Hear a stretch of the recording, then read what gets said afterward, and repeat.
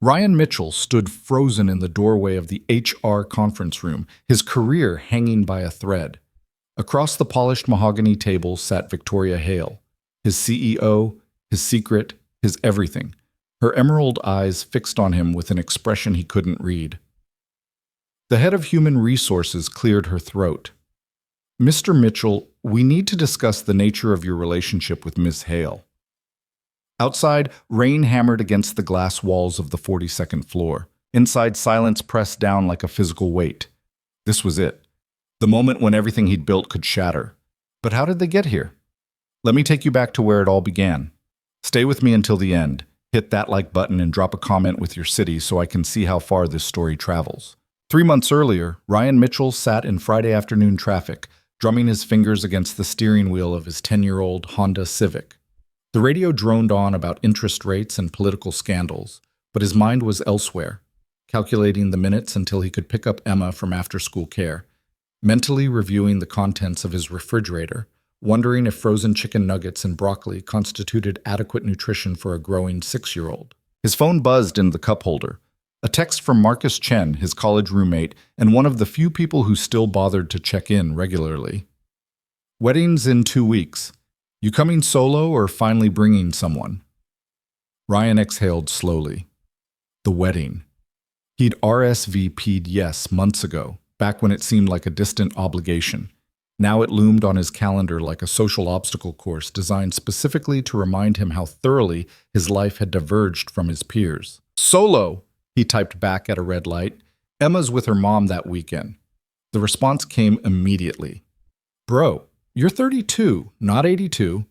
Live a little." Ryan slipped the phone back into the cup holder without responding. Marcus meant well, but he didn't understand. Couldn't understand. He wasn't raising a daughter alone while trying to climb the corporate ladder at a tech startup that demanded 60-hour weeks and weekend availability. He wasn't the one who'd watched his marriage dissolve over arguments about priorities and presents, who'd signed divorce papers at 28 and moved into a modest apartment that smelled perpetually of the Thai restaurant downstairs. The traffic lurched forward. Ryan guided the Civic through the intersection, his practiced route home etched into muscle memory. Left at the Bank of America, right after the Walgreens. Straight through the neighborhood where houses had actual yards and driveways built for 2 cars. His apartment complex appeared ahead, 3 stories of beige stucco that the landlord optimistically called desert contemporary. Ryan pulled into his assigned spot, grabbed his messenger bag, and headed toward the entrance. Mrs. Chen from 2B was wrestling grocery bags from her trunk. He held the door for her, made polite conversation about the weather, and climbed the stairs to his second-floor unit. The apartment was exactly as he'd left it that morning. Breakfast dishes in the sink, Emma's backpack hanging on the hook by the door, a landscape of scattered toys that would need addressing before bedtime. He dropped his bag on the couch and checked his watch. 45 minutes until he needed to leave for pickup. He used the time efficiently. Dishes washed and put away. Toys corralled into bins. A load of laundry started. The rhythms of single parenthood had become second nature. Every moment optimized, every task assigned its proper slot. There was something almost meditative about it, the way his life had been distilled down to essential functions and manageable goals. By the time he reached Sunny Hill's extended care, Emma was waiting near the front gate, her blonde ponytail slightly askew, her frozen backpack dragging behind her. Her face lit up when she saw him, that pure, uncomplicated joy that made everything else worth it. "Daddy!" She launched herself at his legs with the full force of 48 pounds of 6-year-old enthusiasm. "Hey, bug!" He scooped her up, breathing in the combination of playground dirt and strawberry shampoo. "How was your day?" "We learned about butterflies. Did you know they taste with their feet?" "I did not know that. That's amazing." She chattered the entire drive home, a stream of consciousness narrative about butterflies and recess, and how Jacob took extra cookies at snack time. Ryan made the appropriate sounds of interest and amazement, one part of his brain tracking the conversation, while another mentally reviewed his calendar for the coming week. Monday, client presentation at 9, team meeting at 2, conference call with the New York office at 4. Tuesday, Emma's dentist appointment at 3:30. He'd need to leave work by 3 to make it on time. Wednesday, The quarterly review with Victoria. His hands tightened slightly on the steering wheel. Victoria Hale. Even thinking her name created a small knot of tension in his chest. She'd been CEO of Cascade Solutions for 18 months now, brought in by the board to scale the company from promising startup to legitimate player. She was 41, brilliant, demanding, and utterly intimidating. In meetings, she had a way of listening that made you feel simultaneously valued and evaluated, her dark eyes missing nothing. Ryan had interacted with her exactly 4 times in any meaningful capacity. Once during his interview for the senior strategist position. Twice in company-wide meetings where she'd asked pointed questions about his team's initiatives. And once in the elevator when they'd ridden 12 floors in silence so absolute he could hear his own heartbeat. He was terrified of her in the way you're terrified of anything that has the power to fundamentally alter your life trajectory. She could promote him, fire him, both, neither.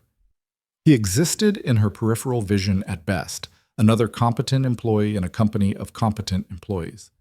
"Daddy, you're not listening," Emma's voice cut through his thoughts. They were parked in front of the apartment, he realized. He'd been sitting there, engine running, lost in his own head. "Sorry, Bug. What were you saying?" "I asked if we could have pizza for dinner." "How about we make our own pizzas, English muffin pizzas?" Her eyes widened. "Can I put extra cheese?" "Within reason." They made pizzas together in the narrow kitchen, Emma standing on her step stool to reach the counter. She narrated her topping choices with the seriousness of a surgeon. Pepperoni here, cheese there, a carefully placed olive. Ryan watched her work. This small person who'd reorganized his entire existence around her needs and felt the familiar wave of fierce protectiveness mixed with occasional guilty exhaustion. After dinner came bath time, then stories, then the nightly negotiation over just one more book, just 5 more minutes, just a little more water. By the time Emma finally surrendered to sleep, Ryan collapsed on the couch with a beer. He was too tired to drink and a laptop he needed to check despite the hour. 43 unread emails. He scrolled through them with practiced efficiency, flagging the urgent ones, archiving the noise. One subject line made him pause. Q3 strategy review. Calendar hold. He opened it. The quarterly review with Victoria had been moved up. Instead of Wednesday afternoon, it was now Monday morning, 9:30. His client presentation was at 9. Ryan rubbed his eyes.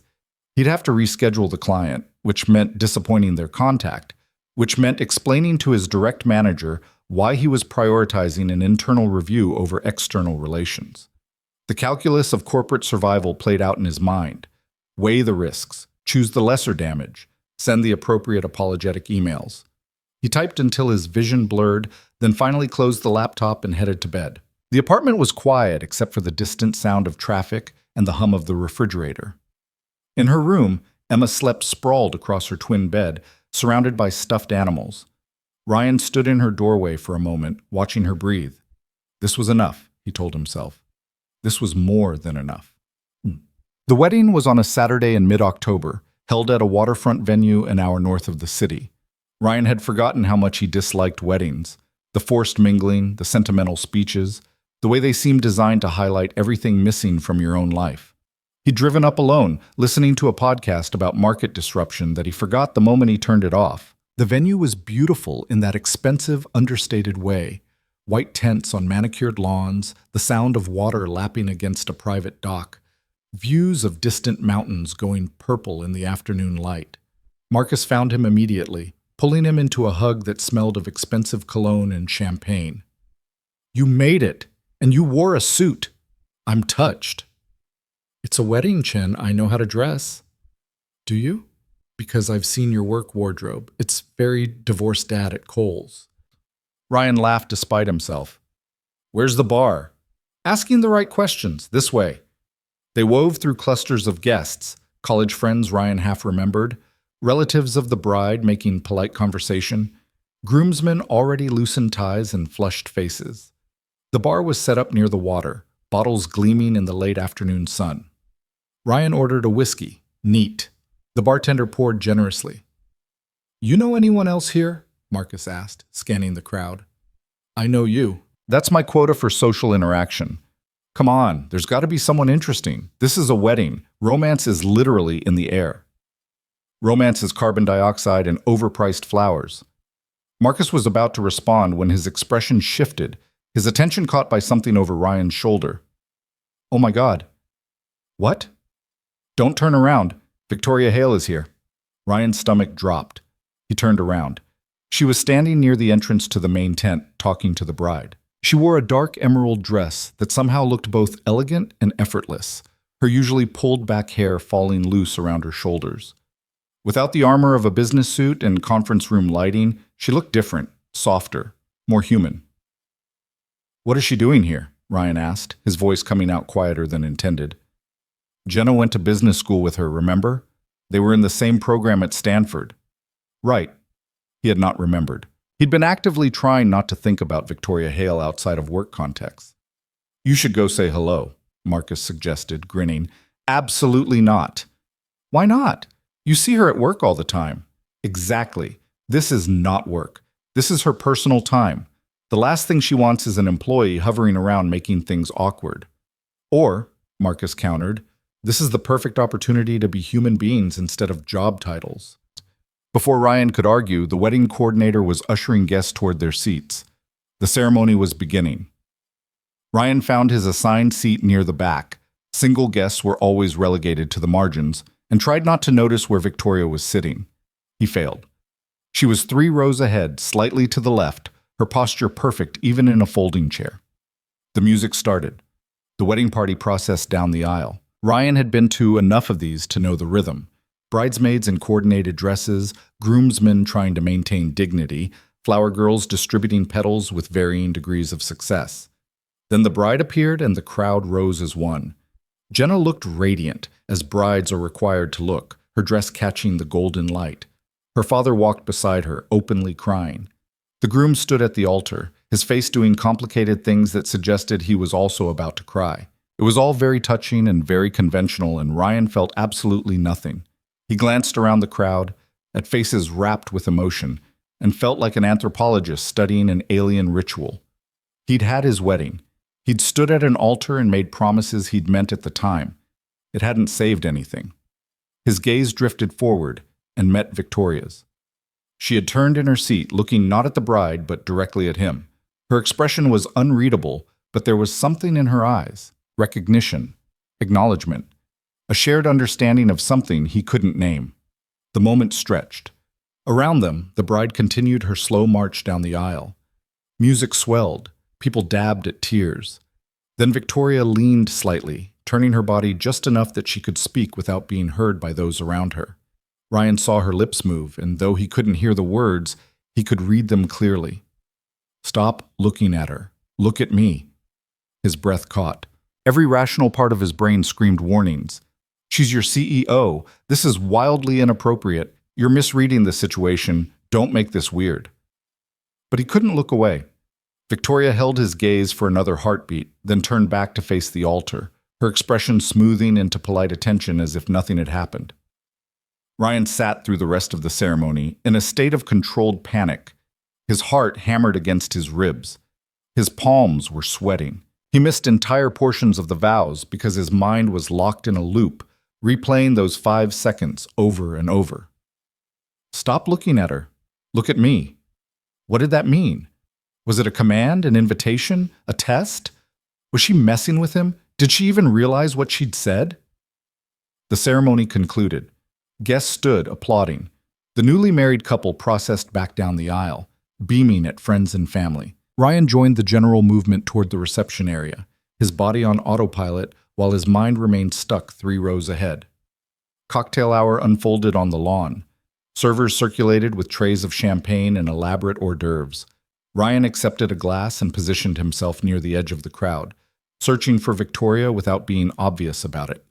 He spotted her near the water, talking to a group that included the bride and 2 other women he didn't recognize. She laughed at something someone said, and the sound carried across the lawn, warm and genuine and completely unlike her boardroom voice. "You're staring." Marcus materialized at his elbow, grinning. "I'm not staring. I'm observing." "You're staring like a creep. It's making me uncomfortable, and I'm not even the target." Ryan forced himself to look away. "She said something to me during the ceremony." "Oh? What?" I don't know, something strange. Strange how?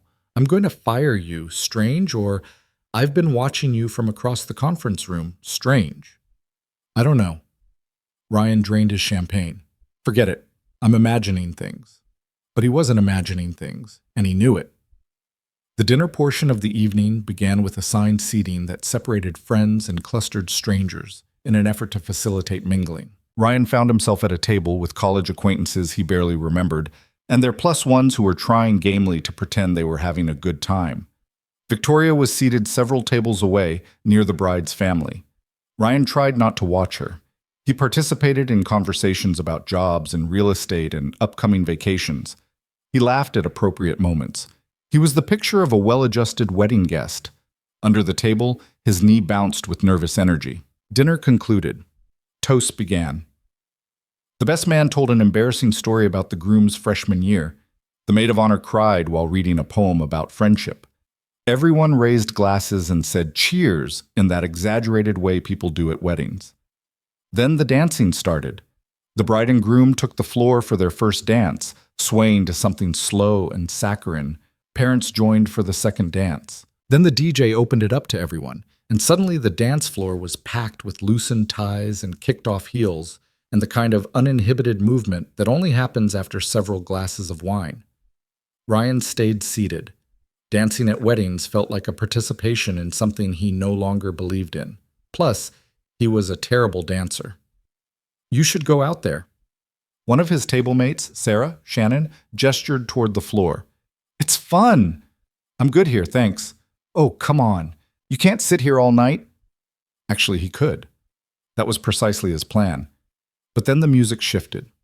The DJ played something from their college years, a song that had been inescapable at parties, a nostalgic trigger for everyone in Ryan's generation. The dance floor erupted in recognition. Even the people who'd been sitting joined the crowd. Ryan stood, intending to refresh his drink, maybe find a quiet corner to check his phone, maybe start planning his exit strategy. He never made it to the bar. Ryan, he turned. Victoria stood behind him, still wearing the emerald dress but having abandoned her heels somewhere. She was several inches shorter without them, but somehow no less commanding. Victoria, hi. His voice came out steadier than he felt. You're not dancing. I'm not much of a dancer. Neither am I. She studied him with that same intensity he recognized from boardroom presentations. Walk with me? It wasn't really a question. She was already moving toward the terrace that overlooked the water, and Ryan found himself following, weaving through tables and around clusters of guests until they emerged into the cool evening air. The terrace was mostly empty, a few couples scattered in conversation, one groomsman smoking a cigarette near the railing. String lights trembled in the wind coming off the water. The music from inside was muffled, a distant pulse of bass and laughter. Victoria walked to the railing and looked out at the dark expanse of water. Ryan joined her, maintaining what felt like a professional distance. For a long moment, neither of them spoke. I hate weddings, Victoria said finally. Ryan laughed, surprised. That's a bold confession. It's true, though. All this performance, all this pressure to feel something specific at the designated moment. She turned to look at him. Did you feel it during the ceremony? Whatever everyone else was feeling? He could lie, should lie. Instead, he said, no. Neither did I. She smiled, but there was something sad in it. I used to. I remember when I could. Now it just feels like watching a play where I know the ending. Cynical. Realistic. She paused. You're divorced. It wasn't a question, but Ryan answered anyway. 3 years now. How old is your daughter? 6. Emma. Emma. Victoria repeated the name carefully, as if filing it away. Does she live with you? Week on, week off. Her mother and I split custody. That must be difficult. It is, but it's the right thing. Ryan glanced at her. How do you know I have a daughter? I don't think I've mentioned her at work. You haven't, but I notice things. You always leave precisely at 5:30 on your custody weeks. You've turned down after-work events 4 times in the past 6 months. You have a photo on your desk, half hidden behind your monitor, of a little girl holding a fish. Ryan felt his face heat. You've been to my desk? I walk through the office sometimes, late when most people have left. I like to see how people organize their spaces. It tells you a lot about how they think. She turned back to the water. You keep your personal life very separate from your professional one. It's admirable. It's necessary. Is it? In my experience, yes. Mixing the two gets messy. Victoria was quiet for a moment. Then she said, What if I told you I've noticed you? Not just your desk organization. You. The way you listen in meetings, the way you never interrupt, but when you speak, people pay attention. The way you seem steady, like you figured out something the rest of us are still struggling with. Ryan's heart was doing complicated things in his chest. I think you're giving me too much credit. I don't think so. She finally looked at him fully, and her expression was open in a way he'd never seen at work. I'm not good at this, at being anything other than professional, but something about tonight, this ridiculous wedding, these people I barely know celebrating something I'm not sure I believe in anymore, it made me think about what I'm doing with my life. What are you doing with your life? Working, achieving, proving something to people who will never be satisfied, performing strength so consistently that I've forgotten what it feels like to be weak. She laughed softly. Sorry, that's probably too much honesty for a work colleague. We're not at work. No, we're not. She held his gaze. That's why I can tell you the truth, which is that I saw you the moment you walked in today, that I've been aware of you for months, that when I told you to look at me instead of the bride, I meant it. The words hung between them, undeniable and dangerous. Ryan should step back, make some polite excuse, return to the safety of the reception and the buffer of other people. Instead, he said, Why? Why what? Why me? You're the CEO. You could have anyone. Why would you notice someone like me? Victoria smiled, a real smile this time, not the practiced professional version. Because you're the only person in that office who looks at me like I'm a human being instead of a position. Because you don't want anything from me except to do your job well. Because when you picked up that pen I dropped in the elevator 3 weeks ago, you handed it to me without turning it into an opportunity to network or impress me. You just gave it back. Ryan remembered that day. The elevator. The pen rolling across the floor. He'd picked it up without thinking, handed it to her, and they'd ridden the rest of the way in silence. It had lasted maybe 90 seconds. That was nothing, he said. It was everything. Victoria's voice was quiet but certain. It was the only genuine moment I've had with anyone at that company in months. They stood in silence, the weight of her confession settling between them. Ryan's mind raced through implications and consequences. This was his CEO, his boss's boss's boss. This violated every professional boundary he'd spent years respecting. If anyone found out, if this went wrong, it could destroy his career, his stability, the life he'd carefully constructed for Emma. But when he looked at Victoria standing there with her hair down and her defenses lowered, he saw something that made all the rational arguments dissolve. Loneliness. The same kind he recognized from his own reflection. I don't know what to do with this, he admitted. Neither do I. She reached out slowly, giving him time to move away, and touched his hand where it rested on the railing. Her fingers were cool from the night air. We don't have to do anything. I just wanted you to know that you're not invisible. The door to the terrace opened and a group of guests spilled out, laughing loudly about something. The moment shattered. Victoria stepped back smoothly, her professional mask sliding into place so quickly, Ryan almost wondered if he'd imagined the vulnerability. I should get back, she said. Victoria, Monday will be normal, she said firmly, but her eyes were soft. I promise. This conversation didn't happen. We're colleagues. That's all. She turned and walked away, leaving Ryan alone at the railing with his heart pounding and his carefully ordered world tilting on its axis. He stayed outside for another 20 minutes, trying to process what had just happened. The music from inside continued its relentless cheerfulness. The water moved in the darkness, indifferent to human complications. When he finally went back inside, Victoria was gone. He spotted Marcus near the bar and joined him, accepting another whiskey and nodding along to a story about the bachelor party.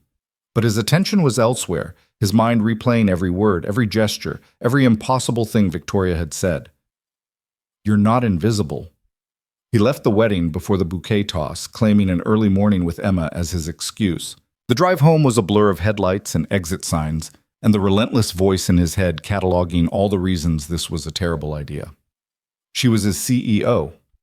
There was a power imbalance. It could jeopardize his job. It could jeopardize her position. It was unprofessional, inappropriate, potentially disastrous.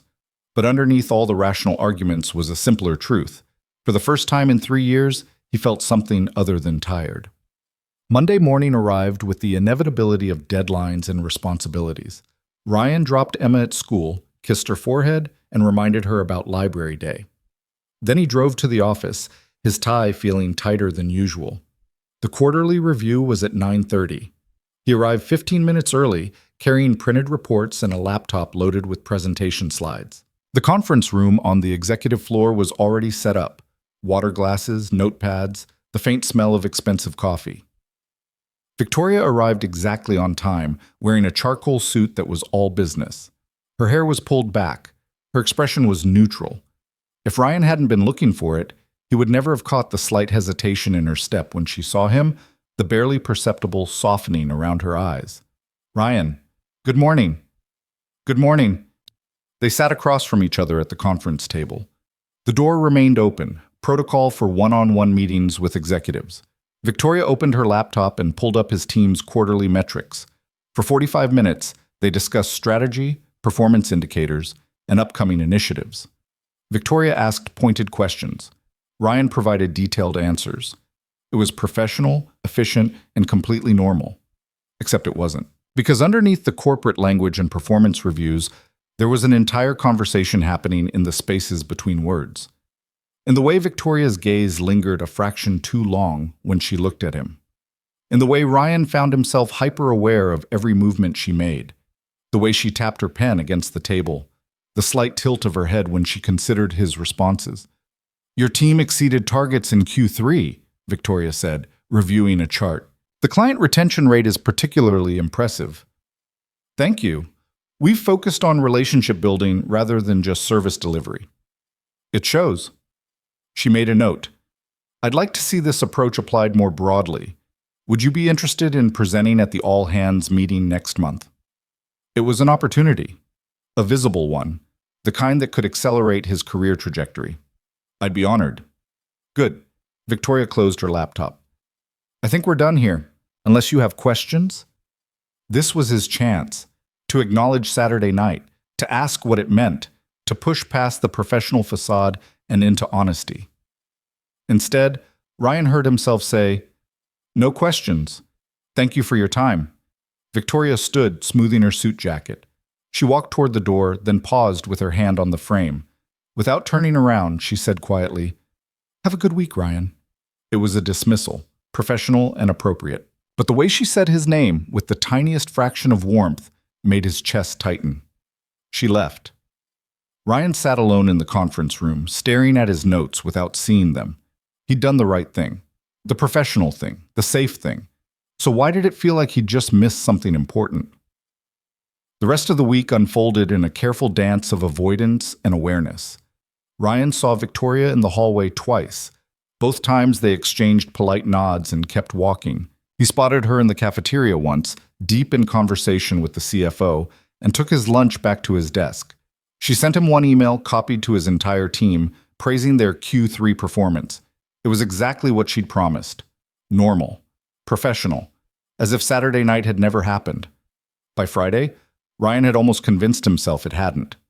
That he'd misread the signals, projected his own loneliness onto a moment of connection that was perfectly innocent. Victoria was his CEO. They'd had a conversation at a wedding. That was all. Then, at 5:47 p.m., as Ryan was packing up his desk for the weekend, his phone buzzed with a text from an unknown number. "This is Victoria. I got your number from HR. I hope that's not overstepping.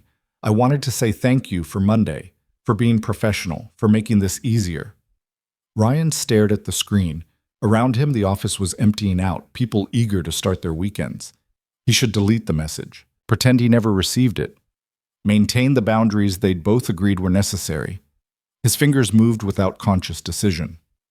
"You're welcome. Though I'm not sure what I did." Three dots appeared, disappeared, appeared again. You didn't make it weird. You didn't push. You let me take the lead. That's rare. I'm just trying to do the right thing. I know. That's what makes this harder. Ryan's heart hammered. What do you mean? A longer pause this time. He watched the three dots pulse, imagining Victoria somewhere, typing and deleting and typing again. Finally, can I be honest with you? Always. I haven't stopped thinking about Saturday, about what I said on that terrace, about you. And I know I promised Monday would be normal, and I meant it, but I need you to know something. Ryan waited, his breath caught in his throat. I'm happy. For the first time in a very long time, I'm genuinely happy. And it's because I finally said something true to someone who didn't need me to be anything other than honest. He read the message 3 times, his pulse loud in his ears. The office had emptied around him.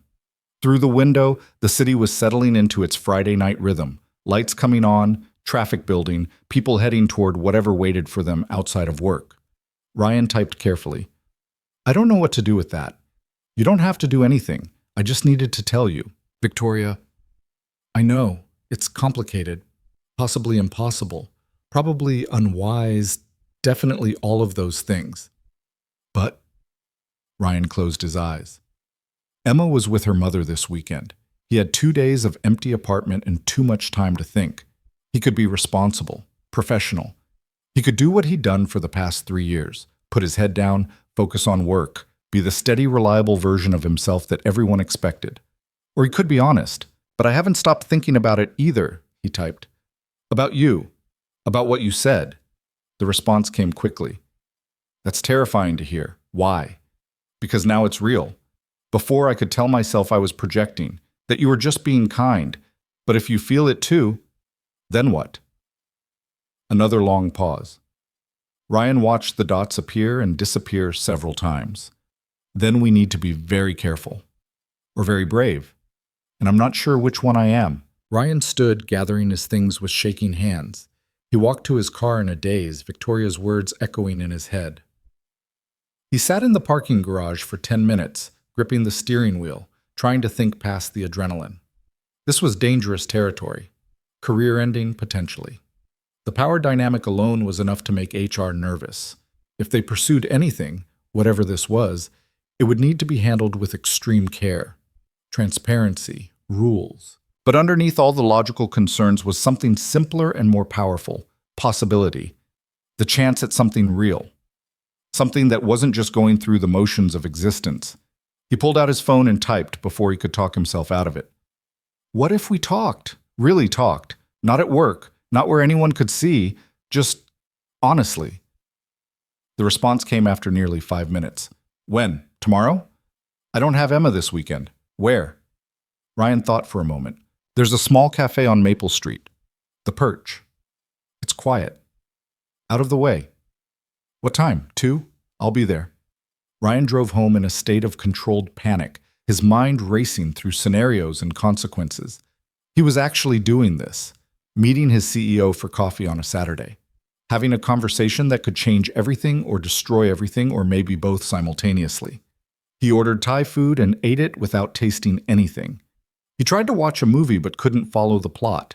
He went to bed early and lay awake for hours, staring at the ceiling while his brain cataloged every reason this was a terrible idea, followed immediately by every reason it might be worth it.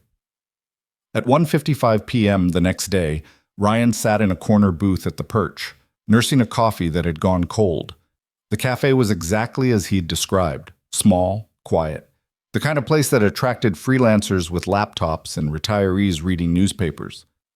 No one from work would ever come here. At 1:58, Victoria walked in. She wore jeans and a simple sweater, her hair down again. Without the armor of corporate dress and executive presence, she looked younger, vulnerable. She spotted him immediately and crossed to his table. Hi, she said. Hi. She slid into the booth across from him. This is strange. Very. I ordered us both coffee, Ryan said. I hope that's okay. It's perfect. She wrapped her hands around the cup when it arrived, as if needing something to hold. I'm nervous. Me too. Good. At least we're equally terrified. She took a breath.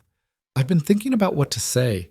How to explain what I'm feeling without sounding ridiculous or inappropriate or like I'm abusing my position. You're not. Let me finish, please. Victoria's eyes met his. I need to say this while I have the courage. You don't have to respond. You don't have to do anything. Just let me speak. Ryan nodded. I'm 41 years old, Victoria began. I've spent the past 20 years building a career that everyone agrees is impressive. I've climbed every ladder, achieved every goal. I make more money than I know what to do with. I have influence and respect in all the external markers of success, and I am so deeply, profoundly tired. She paused, collecting her thoughts. Not tired of working, I love what I do, but tired of performing, of being on every single moment, of calibrating every word and gesture to maintain authority and credibility, of having people want things from me, approval, opportunities, validation, but never actually seeing me. Her voice dropped. Until you. Ryan's throat tightened. Saturday night, on that terrace, when I told you I'd noticed you, that wasn't a line. That wasn't me being inappropriate with an employee. That was me being honest for the first time in months, maybe years. And when you didn't immediately try to leverage that honesty into something advantageous, when you just heard me, it was like someone turned on a light in a room I'd forgotten existed. She looked down at her coffee. I know this puts you in an impossible position. I'm your CEO. The power dynamic is real and problematic. If this became known, people would assume the worst, that I'm using my position, that you're using me for advancement. Our jobs could be at risk, our reputations, everything we've worked for. Victoria. But I also can't pretend I don't feel this. Whatever this is, I can't go back to seeing you in meetings and pretending Saturday didn't happen. Pretending I don't notice the way you listen when people speak, or the way you never seek credit for your ideas, or that photo of your daughter hidden behind your monitor. She finally looked up. So I guess what I'm asking is, what do we do? The question hung between them, weighted with all its implications. Ryan leaned back against the booth, his mind working through the complexity of what she was proposing. He thought of Emma, of the custody agreement and the careful stability he'd built, of the career that was finally gaining momentum, of all the practical reasons to walk away from this moment. Then he thought of the past 3 years. The loneliness that had become so normal he'd stopped noticing it. The way every day had blurred into the next. Wake up, work, parent, sleep, repeat. The feeling that he was playing a role in his own life rather than actually living it. I don't know, he said finally. But I know that I don't want to walk away. Victoria's expression shifted, relief mixed with fear.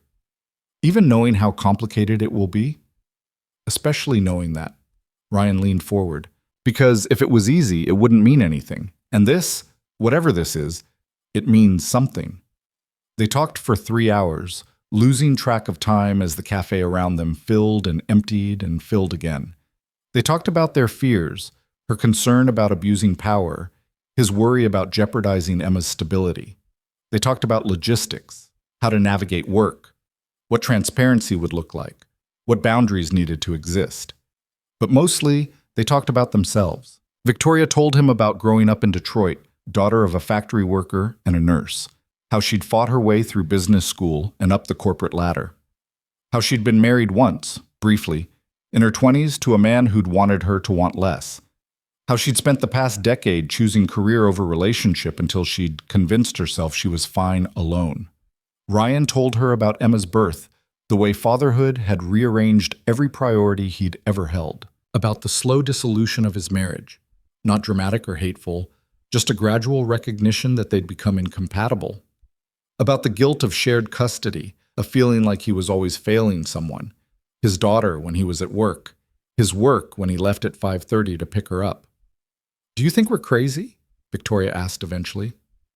For even considering this? Probably, Ryan admitted. But I've been practical and responsible for 3 years. I've done everything right. And I've been completely numb. So maybe crazy is exactly what I need. Victoria smiled, the real smile he'd seen on the terrace. Monday is going to be interesting. Monday we're still professionals, colleagues. That doesn't change. And after Monday? After Monday, Ryan reached across the table, his hand stopping just short of hers. Not touching, but close enough that the intention was clear. After Monday, we figure it out, carefully, honestly, together. Victoria closed the distance, her fingers brushing against his. The contact was electric, a point of connection that rewrote every rule they were supposed to follow. "This is terrifying," she whispered. "I know. But also what? Also, I haven't felt this alive in years." They left the cafe as the sun was setting, painting the sky in shades of amber and rose. They walked to their separate cars, Victoria to her Tesla, Ryan to his aging Civic, and stood in the parking lot prolonging goodbye. "I'll see you Monday," Victoria said. "Professional and appropriate." "Absolutely." She hesitated, then added, "Text me when you get home, so I know you're safe." It was such a small thing, such a domestic, caring gesture, but it cracked something open in Ryan's chest. "I will." He watched her drive away, then sat in his car for a long moment, letting the reality of what they'd started sink in.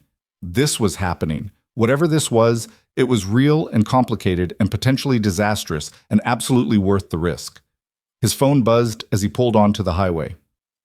"Already miss you. Is that ridiculous?" Victoria. He smiled, typing one-handed. "If it is, we're both ridiculous. Good. I like ridiculous better than alone." Ryan drove home through the darkening city, and for the first time in 3 years, the future felt like something other than a careful series of managed obligations.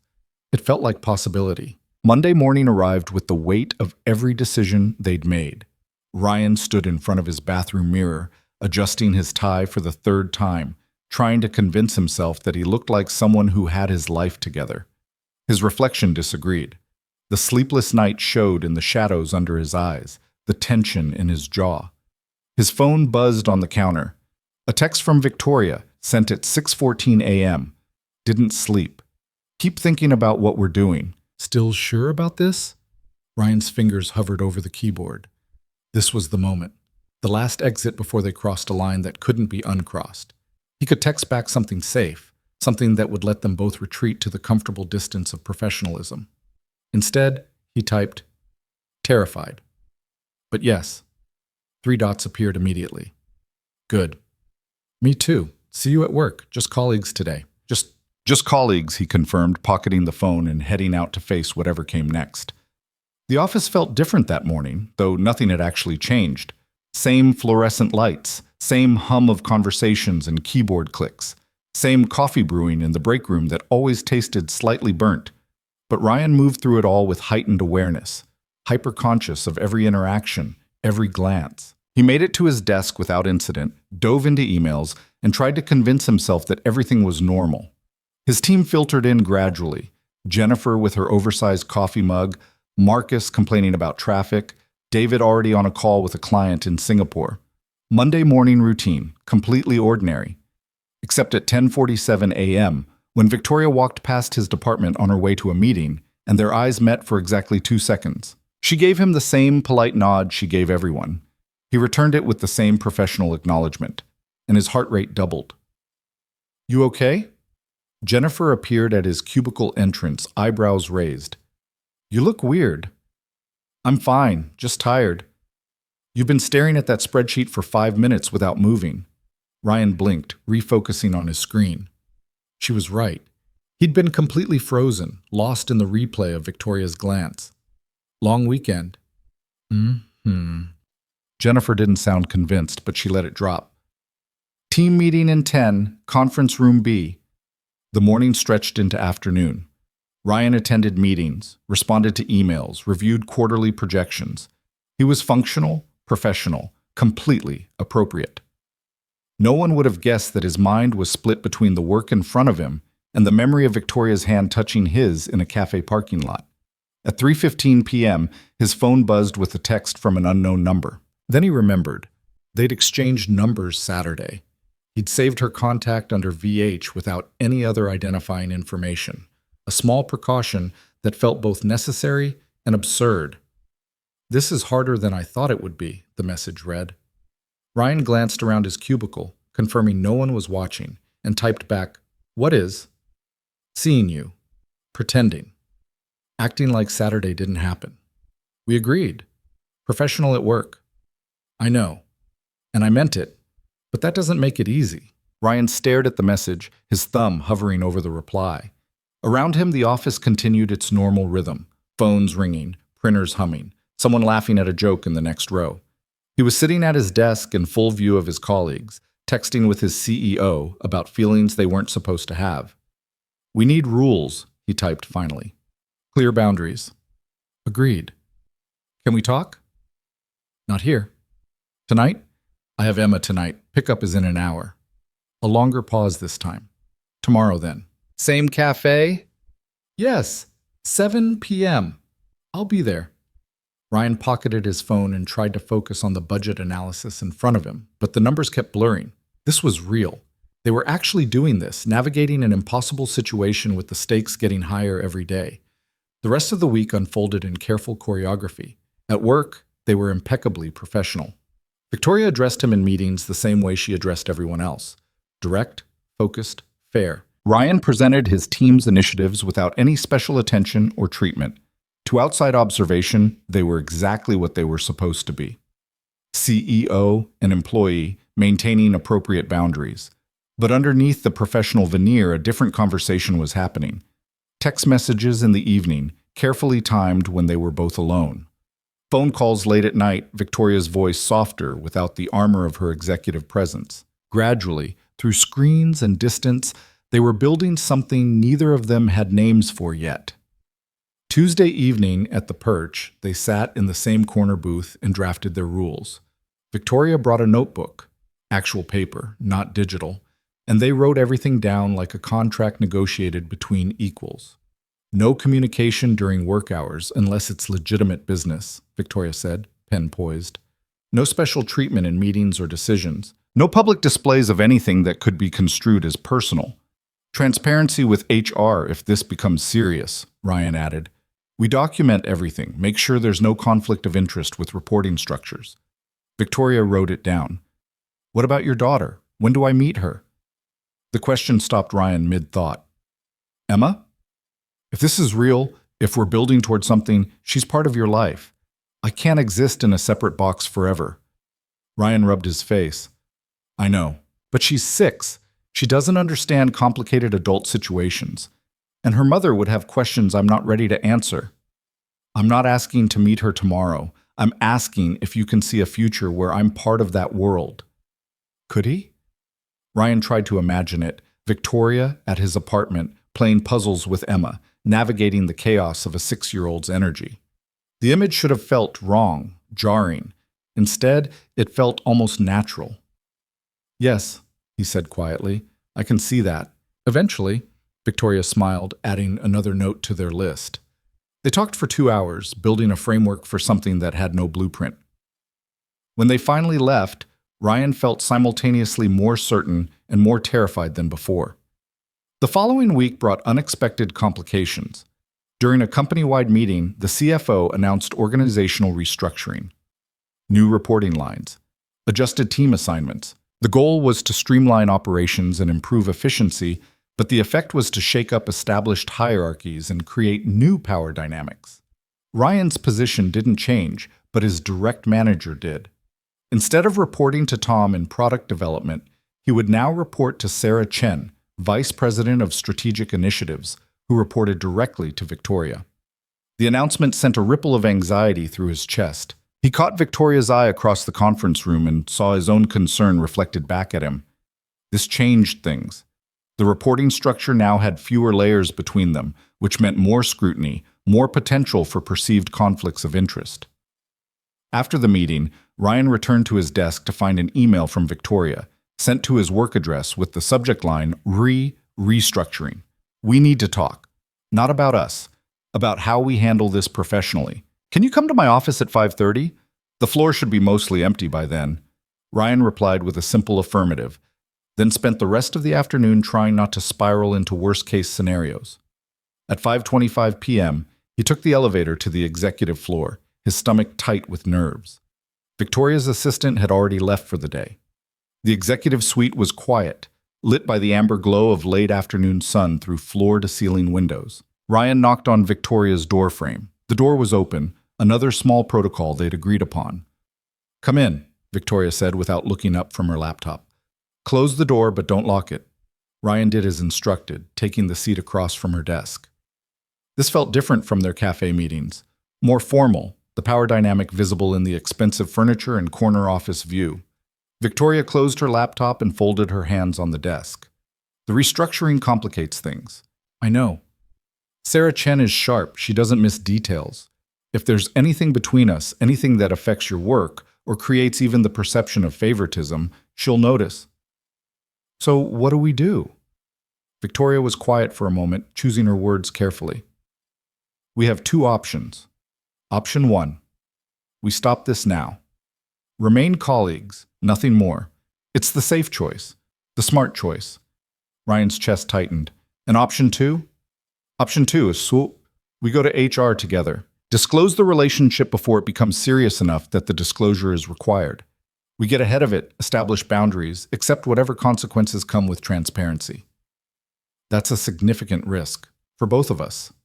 I know. Victoria's gaze was steady, which is why I'm not making this decision alone. This affects your career as much as mine, maybe more. You're the one with a daughter to support.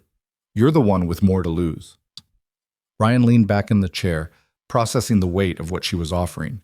She was giving him an out, permission to walk away without guilt or consequence. It was generous, mature, exactly what he should accept. What do you want? He asked instead. Victoria's professional mask slipped just for a moment. Honestly? Always. I want option 2. I want to see where this goes. I want to stop pretending that Saturday didn't change everything. She paused. But I won't ask you to risk your stability for something that might not work out. That's not fair to you or Emma. Ryan thought about the past 2 weeks. The late-night phone calls where Victoria told him about her childhood in Detroit, her voice losing its executive polish and becoming something softer, more real. The way she'd listened when he talked about the divorce, about the guilt of shared custody, without trying to fix anything or offer platitudes. The text messages that had become the highlight of his evenings, small observations about her day, questions about his, a kind of attention he'd forgotten could exist. I want option 2 too, he said. Victoria exhaled, tension releasing from her shoulders. You're sure? No, but I'm sure that I don't want to walk away wondering what if. They spent the next hour planning their approach. They would wait until after the restructuring settled, give it 2 weeks for Sarah Chen to establish her management style and expectations. Then they would request a joint meeting with HR, disclose the relationship, and accept whatever modifications to reporting structure or policy the company required. It was methodical, rational, the kind of careful planning that made sense on paper. What they didn't account for was how quickly things could unravel. The first crack appeared on a Thursday afternoon. Ryan was in a meeting with Sarah Chen and 2 other team leads presenting a client retention strategy. Sarah asked pointed questions, pushed back on assumptions, demanded deeper analysis. It was exactly the kind of rigorous oversight a good VP should provide. But when Ryan defended his position, citing precedent from a project Victoria had approved the previous quarter, Sarah's expression shifted. Let's table this for now, she said, her tone neutral but her eyes sharp. I'd like to review the background materials more thoroughly before we proceed. After the meeting, as they were gathering papers, Sarah caught Ryan at the door. Can we talk for a minute? In my office? Ryan followed her down the hall, his pulse elevating. Sarah's office was smaller than Victoria's, but still impressive. Windows facing the city, minimalist decor that suggested both taste and efficiency. Close the door, Sarah said, settling behind her desk. Ryan did, then took the offered seat, trying to project calm confidence. Sarah studied him for a long moment. How long have you been at Cascade Solutions? Almost 3 years. And in that time, you've worked on several high-profile initiatives. Good work, from what I can see in your file. Thank you. Victoria thinks highly of you. The statement landed with deliberate weight. Ryan kept his expression neutral. I appreciate that. She's an excellent CEO. She is. Sarah leaned forward slightly. She's also human, which means she has blind spots like anyone else. And one of my jobs is to make sure those blind spots don't become company liabilities. Ryan's stomach dropped. I'm not sure I follow. I think you do. Sarah's tone remained professional, but there was steel underneath. I've been in this business long enough to recognize patterns. The way Victoria looks at you in meetings isn't the way she looks at other team leads. The way you're both very careful not to interact more than necessary, that's not random. Ryan's mind raced through possible responses: denial, deflection, professional outrage. But lying would only make things worse. We've been planning to talk to HR. We wanted to wait until after the restructuring settled. Sarah sat back, her expression unreadable. At least you're not insulting my intelligence by denying it. That's something. It's not what you think. There's nothing inappropriate happening at work. We've been extremely careful about boundaries and professional conduct. I'm sure you have been, but careful doesn't mean invisible. Sarah pulled up something on her computer. I've been reviewing performance metrics, promotion histories, project assignments, looking for any pattern that might suggest favoritism or conflict of interest. And? Ryan's voice came out tighter than he intended. And I haven't found anything concrete. Your promotions were merited. Your project assignments align with your expertise. On paper, everything looks clean. She closed the laptop. But perception matters in business. If other employees start to suspect there's something personal between you and Victoria, it undermines trust. It makes people question whether advancement here is based on merit or relationships. I understand that, which is why we were planning full disclosure with HR. We want to do this right. Sarah was quiet for a long moment, weighing something. Finally, she said, I'm going to give you both the benefit of the doubt. You seem like good people trying to navigate a complicated situation. But here's what I need from you. Disclosure to HR happens this week, not in 2 weeks. Whatever is happening between you and Victoria gets documented and handled through proper channels immediately. Agreed. And going forward, I need you to be beyond reproach. No closed-door meetings with Victoria unless there are other people present. No communication about company business outside official channels. If I'm going to manage you effectively, I can't be wondering whether decisions are being influenced by factors I'm not aware of. Ryan nodded. That's fair? Good. Sarah's expression softened slightly. For what it's worth, I'm not trying to make your life difficult. I'm trying to protect everyone involved, including you. Office relationships are complicated enough. When there's a power differential involved, the complications multiply exponentially. I know. Do you? Because from where I'm sitting, you're a single father with a daughter to support, getting involved with a woman who has direct influence over your career. If this goes badly, you're the one with more to lose. It was the second time someone had pointed that out. First Victoria, now Sarah. Everyone could see the vulnerability of his position except, apparently, him. I appreciate your concern, Ryan said carefully, but I'm not a victim here. I'm making informed choices with full awareness of the risks. Sarah studied him for another moment, then nodded. All right, I respect that. But my job is to think about institutional risk, not individual romance. So get to HR this week, establish clear boundaries, and make sure whatever happens between you two doesn't create liability for this company. Ryan left Sarah's office with his professional survival instincts screaming warnings. This was escalating faster than they'd planned. What was supposed to be a carefully managed disclosure had become an urgent necessity. He texted Victoria from the parking garage. We need to talk. Tonight. It's important. Her response came within minutes. My place. 8 p.m. I'll send you the address. Victoria's apartment was in a high-rise downtown, all glass and steel and views that probably cost more per month than Ryan's annual salary. He'd never been to her home before. They'd deliberately kept their meetings neutral, public spaces where boundaries were clearer. But tonight required privacy. She buzzed him up without question. The elevator was mirrored and immaculate, carrying him to the 23rd floor with uncomfortable smoothness. Victoria's door was already open when he arrived, and she stood in the entrance wearing jeans and a Georgetown sweatshirt, her hair in a ponytail. She looked younger without the corporate armor, and tired in a way that suggested she'd had a day as complicated as his. Come in, she said, stepping aside. The apartment was stunning. Open concept, minimalist furniture, windows that showcased the city lights spreading toward the horizon. But what struck Ryan most was how impersonal it felt. No photos on the walls, no books on shelves, nothing that suggested a life lived here rather than just occupied. Nice place, he said. It's temporary. Victoria closed the door. I've been here 18 months and haven't unpacked half my boxes. Kept telling myself I'd make it home eventually, but it never quite happened. She led him to the living room, where 2 glasses of wine were already waiting on the coffee table.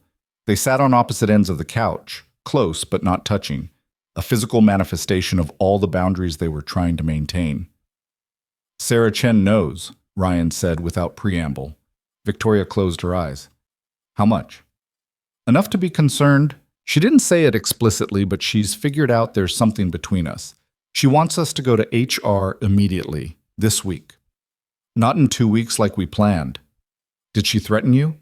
No, she was actually pretty fair about it, but she made it clear that she's watching and that we need to get ahead of this before it becomes a bigger problem. Victoria took a long sip of wine. This is my fault. I should have been more careful in meetings, more distant. It's not about fault. It's about reality. We work together. We see each other every day. Hiding something this significant was always going to be nearly impossible. So what do we do? Ryan had been thinking about this since leaving Sarah's office. We do exactly what she asked. We go to HR tomorrow, full disclosure. We accept whatever consequences or requirements they establish.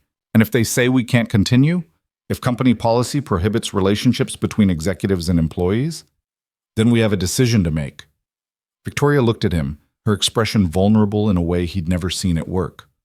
What decision would you make? It was the question underneath everything else. What was this worth to him? What was she worth? Ryan thought about Emma, about stability, about the careful life he'd constructed.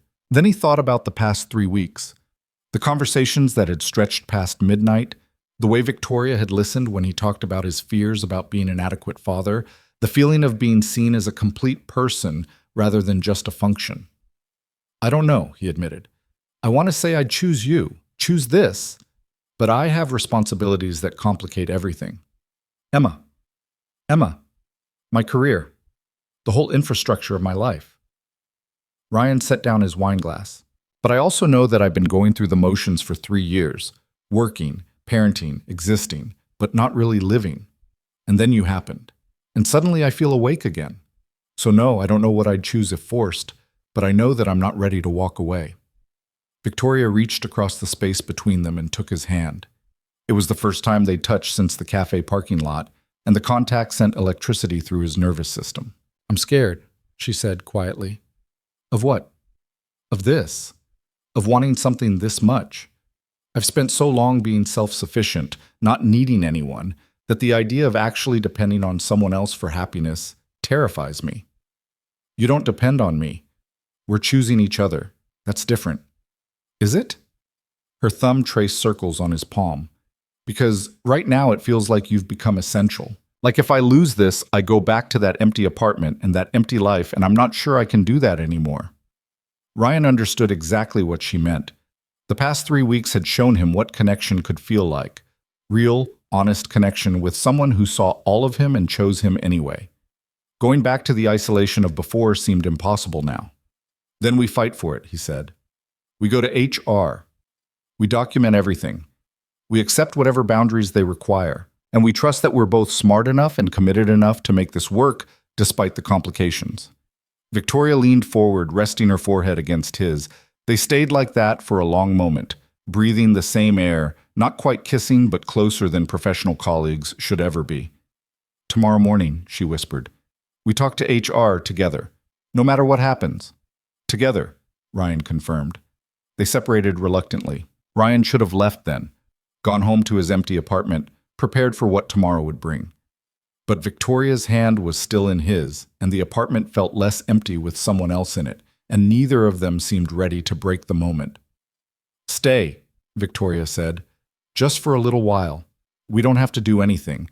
I just don't want to be alone tonight. Ryan knew he should say no, should maintain boundaries, should be responsible. Instead, he said, okay. They moved to the couch, putting on a documentary neither of them watched. Victoria leaned against him, her head on his shoulder, and Ryan wrapped an arm around her. It was innocent and intimate and completely inappropriate and absolutely necessary. Somewhere around 10 p.m., Victoria's breathing evened out into sleep. Ryan should have woken her, should have left. But she looked peaceful for the first time since he'd met her, and he didn't have the heart to disturb that. He woke hours later to early morning light filtering through the windows and the realization that they'd both fallen asleep on the couch. Victoria was still tucked against him, her hand curled in his shirt. The moment would have been perfect if Ryan's phone wasn't buzzing insistently in his pocket. He carefully extracted it, trying not to wake Victoria. 3 missed calls from his ex-wife, Lauren. 5 texts, increasingly urgent. Emma's sick, running a fever. Need to take her to urgent care. Can you come? Ryan, I know it's your week, but I really need help here. Calling you now. Please pick up. She's asking for you. Guilt crashed through Ryan's chest. He'd been so focused on his own complicated situation that he'd forgotten to check his phone. Emma needed him, and he'd been asleep on Victoria's couch. He gently moved Victoria's head to a pillow and stood, dialing Lauren immediately. She answered on the first ring. Where have you been? I've been calling for an hour. I'm sorry, my phone was on silent. What's wrong with Emma? Fever of 102. She's complaining her throat hurts. I've got her at urgent care now, but she keeps crying for you. Can you come? I'm on my way. Text me the address. Ryan ended the call to find Victoria awake, sitting up and looking concerned. What's wrong? Emma's sick. I have to go. Of course, go. Victoria stood, smoothing her hair. Is she okay? Fever and sore throat. Probably strep. Lauren's with her at urgent care. Ryan grabbed his jacket, already moving toward the door. I'm sorry. I should have left last night. Don't apologize. Family comes first. Always. Victoria walked him to the door. HR can wait. Go take care of your daughter. Ryan paused in the doorway, torn between the crisis pulling him away and the woman standing in front of him. We still need to have that conversation. Today. We will. After Emma's taken care of, text me when you know she's okay. He wanted to kiss her. The impulse was so strong it almost overwhelmed his common sense. But they hadn't crossed that line yet, and an urgent care crisis wasn't the moment to start. Instead, he squeezed her hand. Thank you for understanding.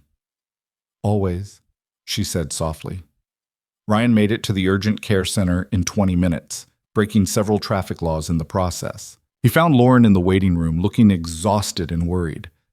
Emma was curled in her lap, pale and miserable. Daddy! Emma's face lit up when she saw him, and she reached out with both arms. Ryan scooped her up, feeling her fever-hot skin against his neck. Hey, Bug, I hear you're not feeling good. My throat hurts. I know, sweetheart. The doctor's going to help with that. Lauren stood, gathering Emma's things. They should be calling us back soon. Rapid strep test is positive. They're just doing the official throat culture now. They were called back 15 minutes later. Emma clung to Ryan through the examination, the throat swab, the prescription writing. The doctor confirmed strep throat, prescribed antibiotics, recommended rest and fluids. By the time they left the urgent care center, Emma had fallen asleep against Ryan's shoulder, her small body heavy with exhaustion and medication. I can take her to my place, Lauren offered. Let her sleep it off. You probably need to get to work. Ryan looked at his watch. It was already 9:30. He was supposed to be at work, supposed to be in HR with Victoria, handling the disclosure they'd promised Sarah Chen would happen today. But Emma's arms were wrapped around his neck, and she was sick, and he was her father. I'm taking the day off, he said. I'll keep her at my place. You've been up all night. Get some rest. Lauren looked surprised. You sure? I know your job is demanding. It can wait. She needs me. Something shifted in Lauren's expression. Recognition, maybe, or respect. Their divorce had been bitter in places, but they'd both always prioritized Emma above their own conflicts. Okay, she said. Call me if her fever spikes again. And Ryan? Yeah? Thank you for coming. She really does feel better when you're here. Ryan carried Emma to his car, buckled her into the booster seat she kept at his apartment, and drove home with careful attention to every bump in the road. Once inside, he settled her on the couch with blankets and her favorite stuffed penguin, set up a kids' movie, and made the necessary phone calls. First to his manager, explaining the situation and requesting a personal day. Then to Victoria. She answered immediately. How is she? Strep throat. She's on antibiotics. Should be fine in a day or two, but she needs rest. Poor thing. And you're staying home with her? Yes, which means I can't make our HR meeting today.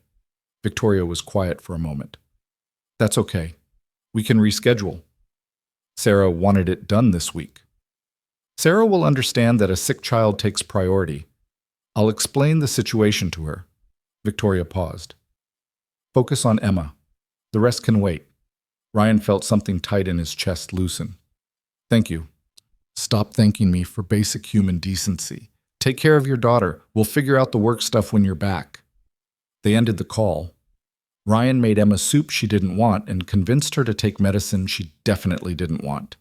He read stories in silly voices and played her favorite playlist. He checked her temperature every hour and worried despite the doctor's reassurance that it was just routine strep. Around 3 p.m., Emma fell into a deeper sleep. Ryan sat on the couch beside her, watching her breathe, feeling the weight of his dual responsibilities press down on him. He wanted to be present for Emma. He wanted to build something with Victoria. He wanted his career to continue progressing. He wanted all of it simultaneously, and the impossibility of that equation was becoming harder to ignore. His phone buzzed with a text from Victoria. How is she? Sleeping. Fever's coming down. Good. Try to rest yourself. You look exhausted. How do you know how I look? A pause, then, lucky guess. Ryan smiled despite himself. They texted back and forth for the next hour. Small observations, nothing serious, just connection. Victoria told him about a disastrous executive meeting where the CFO spilled coffee on the COO's presentation. Ryan sent her a photo of Emma asleep with her penguin. It felt domestic, normal, like they were people with shared lives rather than colleagues navigating impossible boundaries. That evening, after Emma woke up feeling slightly better and ate half a bowl of chicken noodle soup, Ryan's phone rang. Not Victoria, Sarah Chen. He stepped into the bedroom to take the call. Ryan, Victoria told me about Emma. I hope she's feeling better.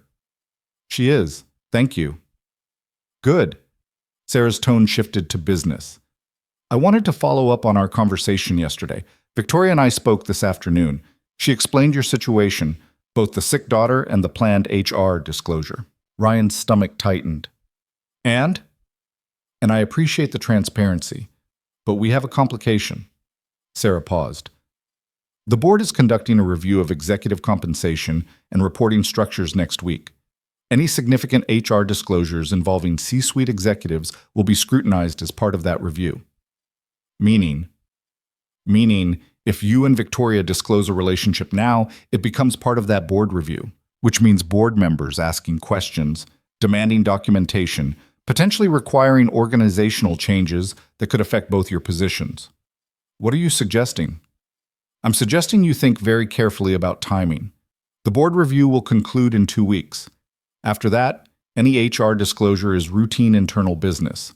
Before that, it becomes a board-level issue with much higher stakes. Ryan processed this new variable. So you want us to wait 2 weeks before disclosing? I want you to make an informed decision about what serves everyone's best interests, yours, Victoria's, and the company's. Sarah's voice softened slightly. Look, I know this is complicated, but you're both professionals who've built strong reputations. Don't let poor timing undermine that unnecessarily. After she hung up, Ryan stood in his bedroom, staring out at the city lights and trying to navigate the maze of considerations. Every choice had consequences. Every delay created new risks, and somewhere in all of it, there was supposed to be room for actual feeling, actual connection, actual life. His phone buzzed. Victoria again. Sarah called you, didn't she? Yes. What do you think? Ryan typed carefully.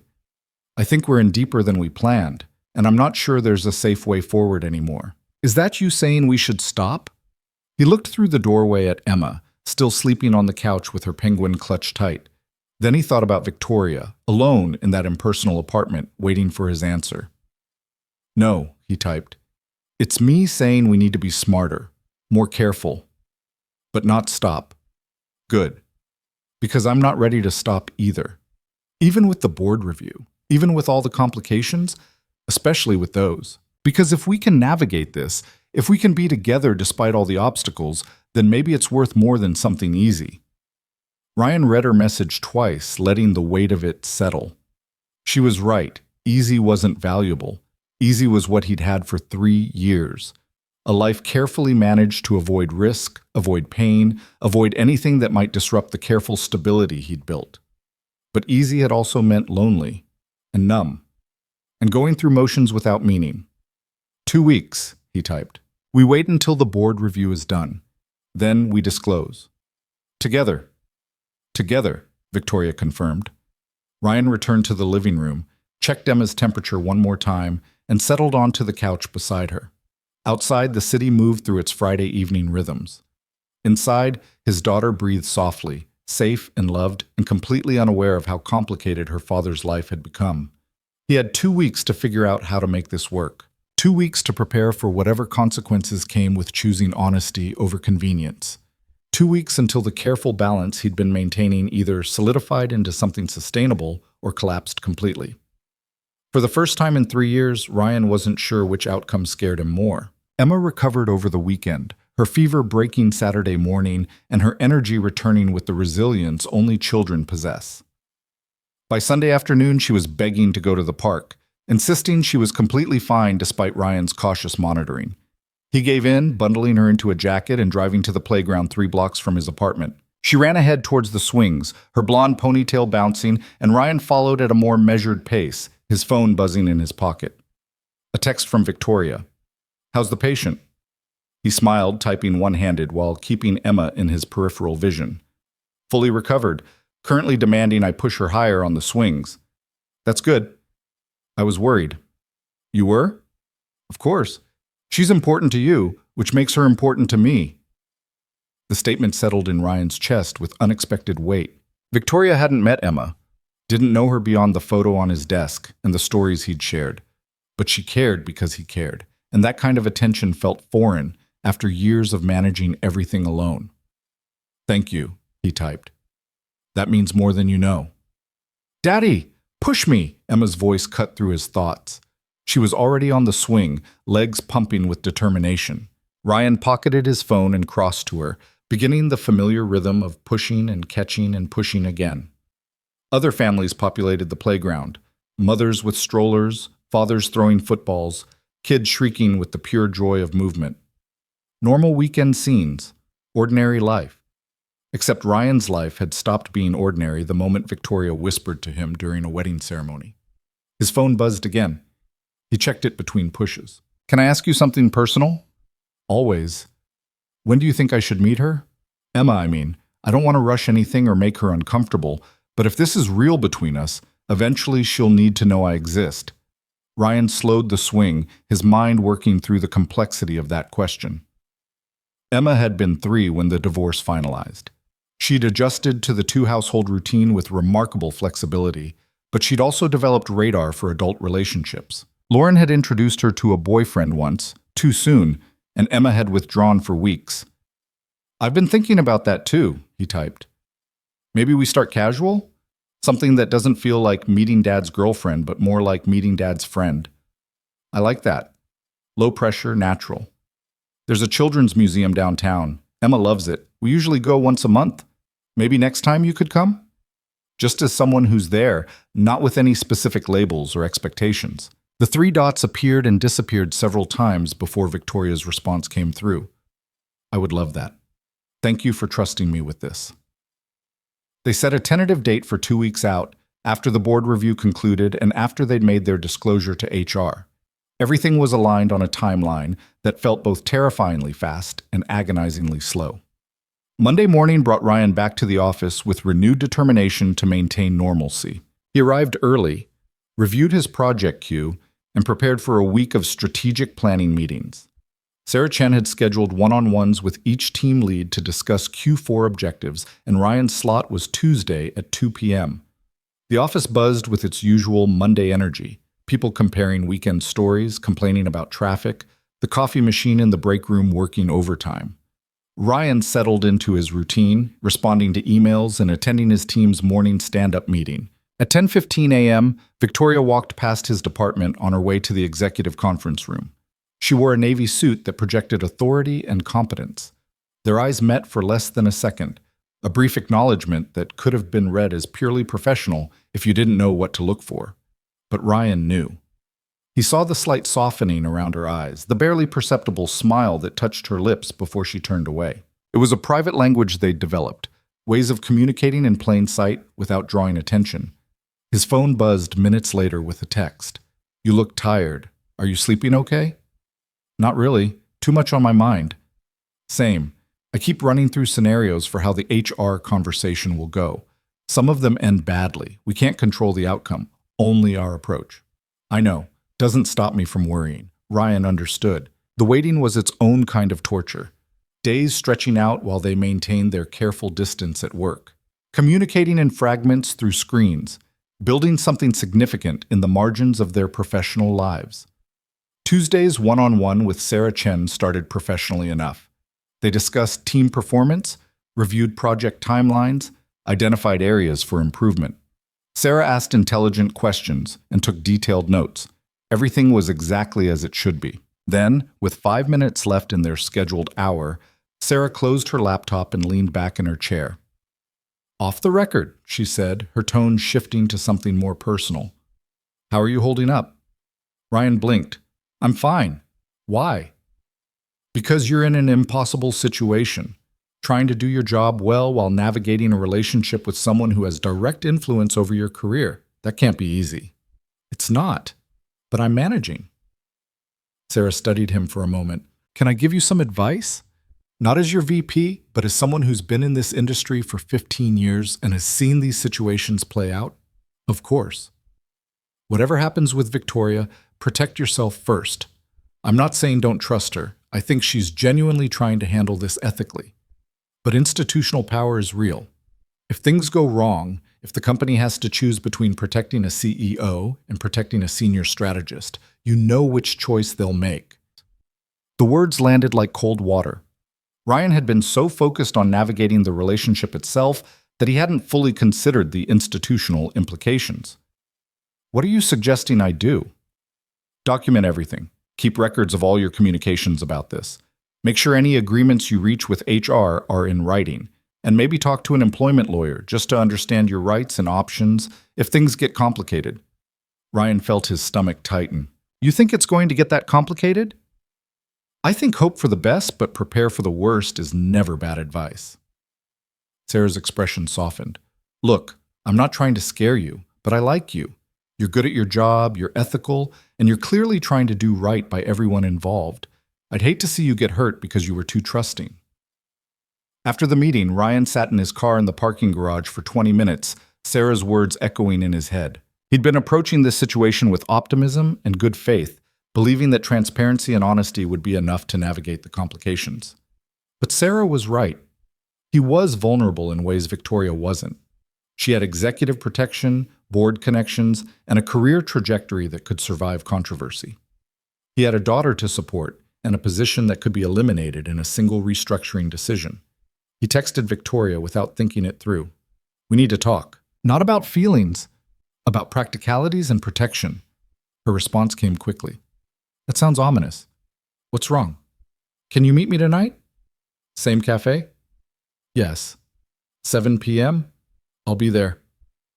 The cafe was nearly empty when Ryan arrived, just a few students with laptops and an elderly couple sharing a pastry. Victoria was already in their usual booth, wearing jeans and a sweater that made her look younger and less formidable than her work persona. She stood when he approached, and for a moment he thought she might hug him, but she settled for a warm smile instead, gesturing to the seat across from her. "You look serious," she said once he was settled. "What happened?" Ryan relayed his conversation with Sarah, trying to present it objectively without letting his own anxiety color the retelling. Victoria listened without interrupting, her expression growing more troubled as he spoke. "She's not wrong," Victoria said when he finished. "About the power differential, about institutional priorities, about all of it. I know. So what do you want to do?" Ryan had been thinking about this all afternoon. "I want to be smart, which means we need more than just good intentions. We need actual protection built into whatever arrangement we make with the company." "What kind of protection?" "Written agreements about my job security. Clear documentation that any future promotions or assignments are merit-based and independently reviewed. Maybe a clause that if our relationship ends, there's no retaliation or negative impact on my position." Victoria nodded slowly. "That's all reasonable, more than reasonable." "You're not offended that I'm asking for this?" Why would I be offended? You're protecting yourself and Emma. That's exactly what you should do. She reached across the table, stopping just short of touching his hand. I don't want you to trust me blindly. I want you to trust me because we've built something with actual foundations, not just hope and attraction. Sarah also suggested I talk to an employment lawyer. Then you should. I'll pay for it if cost is a concern. Ryan shook his head.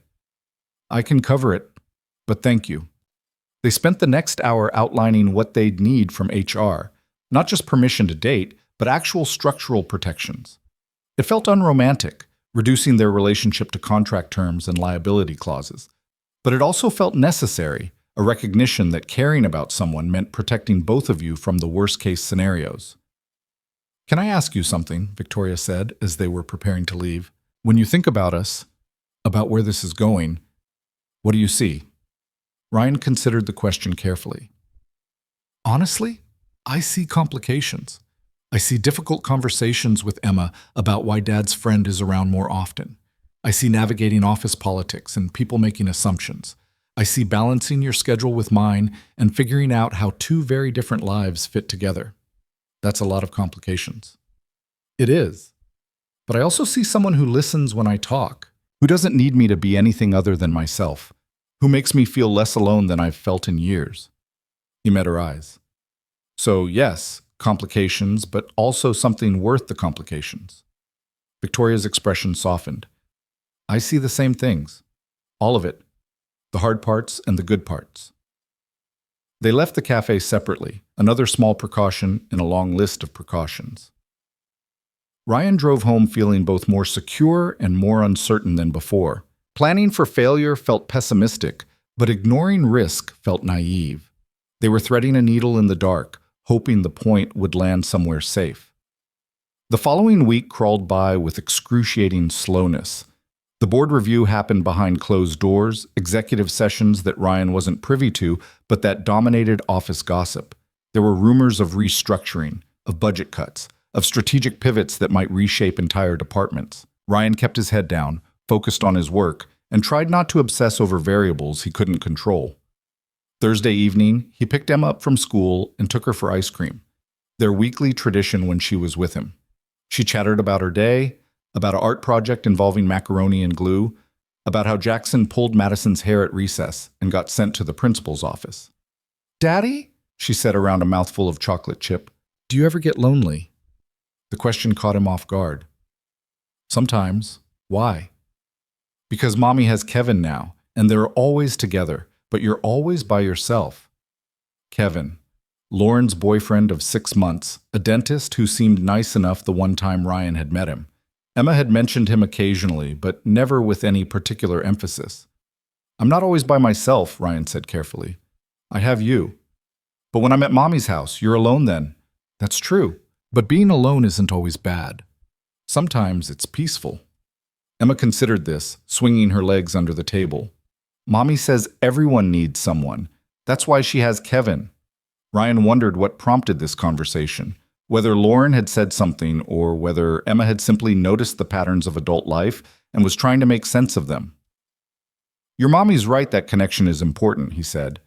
But there's different kinds of connection. I have you. I have friends. I have people I work with. Those all matter. But not like a girlfriend.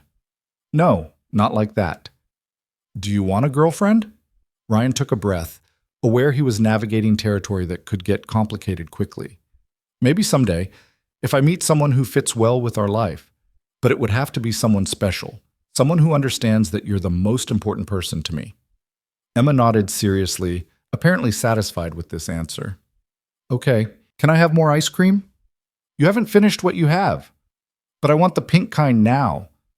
They negotiated ice cream flavors, and the moment passed. But later that night, after Emma was asleep and Ryan sat alone in his living room, her question echoed in his mind. Do you ever get lonely? Yes, more than he'd admitted to himself. The divorce had created a divide in his life. Time with Emma, where he was fully present and engaged, and time alone where the apartment felt too quiet and the future looked like an endless series of managed obligations. Meeting Victoria had cracked that pattern open, shown him what connection could feel like again. But it had also complicated everything, adding layers of risk and consequence to what should have been simple human feeling. His phone buzzed. Victoria. The board review concluded today. Sarah told me results will be announced Monday. After that, we're clear to go to HR. Ryan's pulse quickened. How do you feel? Terrified, excited, nauseous, all of it simultaneously. Same. I keep thinking about what comes after we disclose, after it becomes real instead of secret. What do you think comes after? A long pause before her response appeared. Either everything gets easier because we don't have to hide anymore, or everything gets harder because people know and have opinions and make assumptions. I'm not sure which one I'm hoping for. Maybe both, Ryan typed. Maybe it's easier and harder at the same time. That's very wise. Or very confused. Can I tell you something I haven't said yet? Ryan's heart rate elevated. Always. I'm falling for you. Past tense falling, present tense fallen. And it scares me because I haven't felt this way about anyone in over a decade, and I'd forgotten how vulnerable it makes you. He read the message 3 times, each word settling into his chest like something precious and fragile. She'd said it. Put language to what had been building between them for weeks. I'm falling for you too, he typed back. Have been since that terrace at the wedding, maybe before that, in ways I didn't recognize. What do we do with that?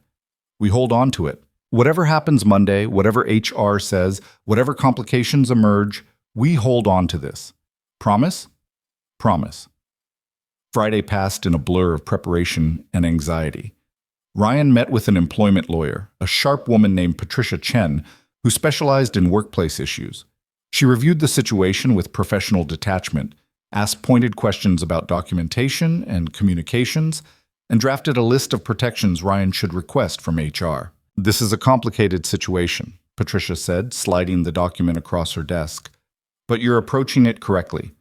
Transparency, documentation, and clear boundaries are your best defense against future problems. What's the worst-case scenario? Worst case? The relationship doesn't work out, there's acrimony, and the company decides you're a liability. They find a reason to push you out, a restructuring, a performance issue, a position elimination. You end up unemployed and potentially blacklisted in your industry if the circumstances become public. Ryan's stomach dropped. That's pretty dark. It's realistic. I'm not saying it will happen, but you asked for worst case. Patricia's expression softened slightly. Best case? You and Victoria build something lasting. The company respects your transparency and adapts the organizational structure to eliminate conflict. Your career continues progressing based on merit, and this becomes a footnote in your professional history rather than a defining crisis. Which outcome is more likely? That depends entirely on how all parties handle it.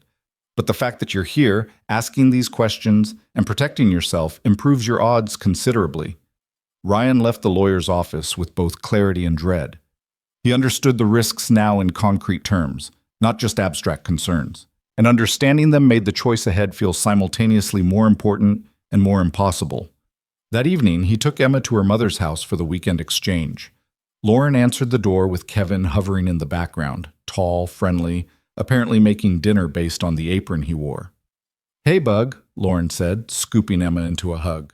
How was your week? Good. Daddy took me for ice cream, and I had 3 flavors. 3? That's impressive. Lauren glanced at Ryan with amused exasperation. Spoiling her again? It's what I do. Emma ran inside to find Kevin, leaving Ryan and Lauren alone on the porch. An awkward moment passed, the familiar discomfort of divorced parents making small talk. She seems good, Lauren said. Happy. She is. We had a nice week. Ryan, Lauren hesitated, then continued. Emma mentioned you might start dating someone. Is that true? Ryan's defenses went up immediately. She said that? Not directly, but she asked a lot of questions about relationships and whether you were lonely. Kid logic isn't subtle. I'm not dating anyone. Technically true. They hadn't put labels on anything yet. But you're thinking about it? Why does it matter?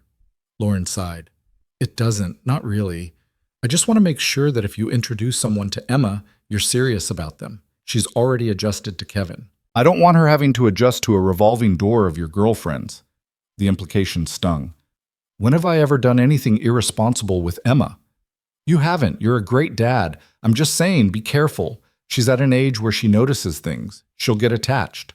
Ryan wanted to argue, to defend himself against accusations that hadn't quite been made. But Lauren wasn't entirely wrong. Emma would notice, would form opinions, would be affected by his choices whether he intended it or not.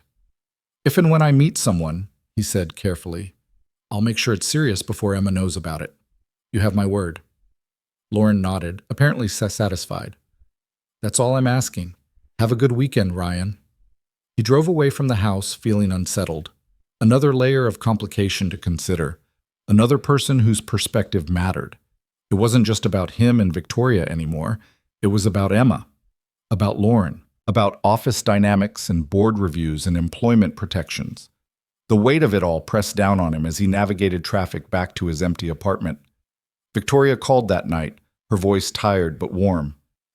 How are you holding up? Honestly, I'm starting to wonder if this is worth all the stress. Silence on the other end. When Victoria spoke again, her voice was quiet. Are you saying you want to stop? No, I'm saying I'm overwhelmed. There's so many variables, so many people affected.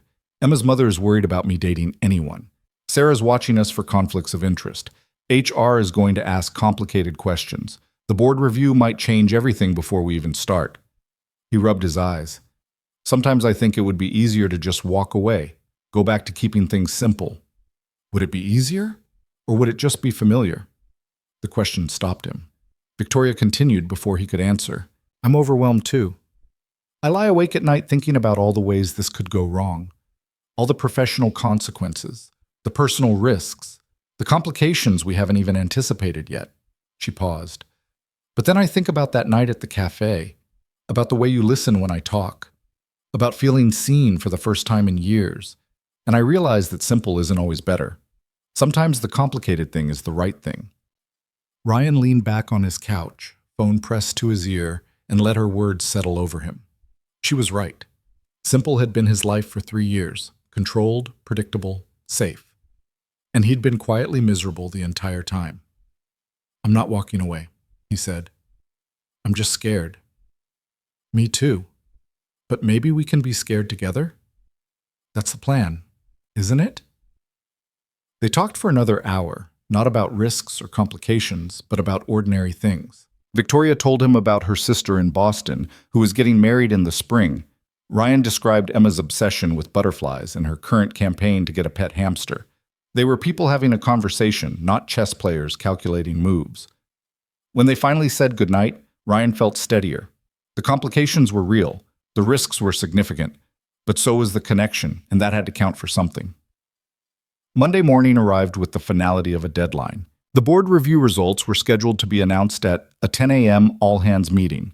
Ryan arrived at the office early, coffee in hand, and tried to focus on email while his mind raced through possibilities. At 9:55 a.m., employees began filing into the large conference room on the second floor. Ryan found a seat near the middle, not too visible, not too hidden. Victoria entered precisely at 10, flanked by the CFO and COO, her expression giving nothing away. The presentation started with the usual corporate language: strategic initiatives, market positioning, stakeholder value. Then Victoria clicked to a slide titled Organizational Evolution. After extensive review and analysis, she began, her voice clear and professional, the board has approved several structural changes designed to improve efficiency and clarify reporting relationships. Ryan's pulse quickened. This was it. Whatever these changes were, they would either make their situation easier or significantly more complicated. Victoria outlined the changes methodically. 2 new VP positions created, 3 departments merging into 1, a reorganization of the executive team's direct reports. Each change was explained with logic and data, the kind of corporate restructuring that happened regularly in growing companies. Then she reached the slide that made Ryan's breath catch. Effective immediately, all strategic initiative teams will report through a newly created division, Strategic Growth and Innovation. This division will be led by Sarah Chen, reporting directly to the executive committee rather than through individual C-suite members. Ryan understood immediately what this meant. His reporting line would now go through Sarah to an executive committee, not through a chain that led directly to Victoria. The structural conflict was being eliminated, not by removing people, but by redesigning the architecture. The meeting concluded with the usual invitation for questions. A few people asked about timeline and transition logistics. No one seemed to recognize the significance of the structural change beyond its stated purpose. As employees filed out, Ryan caught Victoria's eye across the room. She gave him the smallest nod, acknowledgement and confirmation wrapped in a gesture so brief it could have been imagined. His phone buzzed before he even reached his desk. HR meeting is scheduled for 2 p.m. today. Conference room 12C. Sarah will be there too, along with the Director of Human Resources. This is happening. Ryan texted back immediately. I'll be there. The hours until 2 p.m. stretched endlessly. Ryan tried to work, to focus on the projects in front of him, but his mind kept returning to the upcoming meeting. What questions would they ask? What protections could he reasonably request? What if they said no to the relationship entirely? At 1:55 p.m., he took the elevator to the 12th floor and found conference room 12C. Victoria was already there, sitting on one side of the table with perfect posture and controlled breathing that suggested she was as nervous as he was. Sarah Chen sat to her right. Across from them was Margaret Winters, the Director of Human Resources, a woman in her 50s with steel gray hair and an expression that suggested she'd seen everything and was surprised by nothing. "Ryan," Margaret said, gesturing to the empty seat, "please sit down." He did, hyper-aware of every movement, every breath. The door closed with a quiet click. Margaret folded her hands on the table. "Victoria and Sarah have briefed me on the situation. I understand you two have developed a personal relationship outside of work, and you want to disclose it to ensure there are no ethical or policy violations. Is that correct?" "Yes," Ryan said, his voice steadier than he felt. "And you both understand that our company policy doesn't prohibit relationships between employees, but it does require disclosure and management of potential conflicts of interest?" Victoria nodded. "We understand. That's why we're here." Margaret pulled out a folder. "I've reviewed both of your employment files. Ryan, your performance reviews have been consistently strong. Victoria, your tenure as CEO has shown excellent results. Neither of you has any history of misconduct or policy violations." She looked between them. "That said, the power differential between a CEO and a senior strategist creates legitimate concerns about consent, fairness, and institutional integrity. Which is why we requested this meeting before the relationship progressed beyond initial stages," Victoria said. "We want to do this correctly." "Commendable," Margaret made a note. "However, I need to ask some difficult questions. Ryan, do you feel pressured in any way to pursue this relationship? Any concern that declining could affect your career?"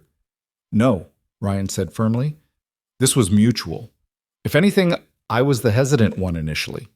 Victoria, can you ensure that this relationship will not influence your professional decisions regarding Ryan's compensation, promotions, or project assignments?" "I can ensure it by removing myself from those decisions entirely. With the new reporting structure, Ryan now reports through Sarah and the executive committee. I have no direct authority over his career trajectory." Margaret turned to Sarah. "And you're comfortable with this arrangement?" Sarah nodded. "As long as there's transparency and clear boundaries, yes. I've already discussed with both of them the need for documentation and independent review of any career advancement." Margaret made more notes, her expression unreadable. Ryan felt sweat gathering at his collar despite the cool temperature of the conference room. "Here's what I'm going to require," Margaret said finally. "First, a written acknowledgement from both of you confirming that this relationship is consensual and not influenced by professional pressure. Second, quarterly reviews with HR to ensure the relationship isn't creating workplace issues or perceived favoritism. Third, complete transparency with your teams about the relationship to prevent gossip and speculation. And fourth, a clear plan for how you'll handle it if the relationship ends." "We're prepared to do all of that," Victoria said. Margaret looked at Ryan. "You understand that even with these protections, there may be professional consequences?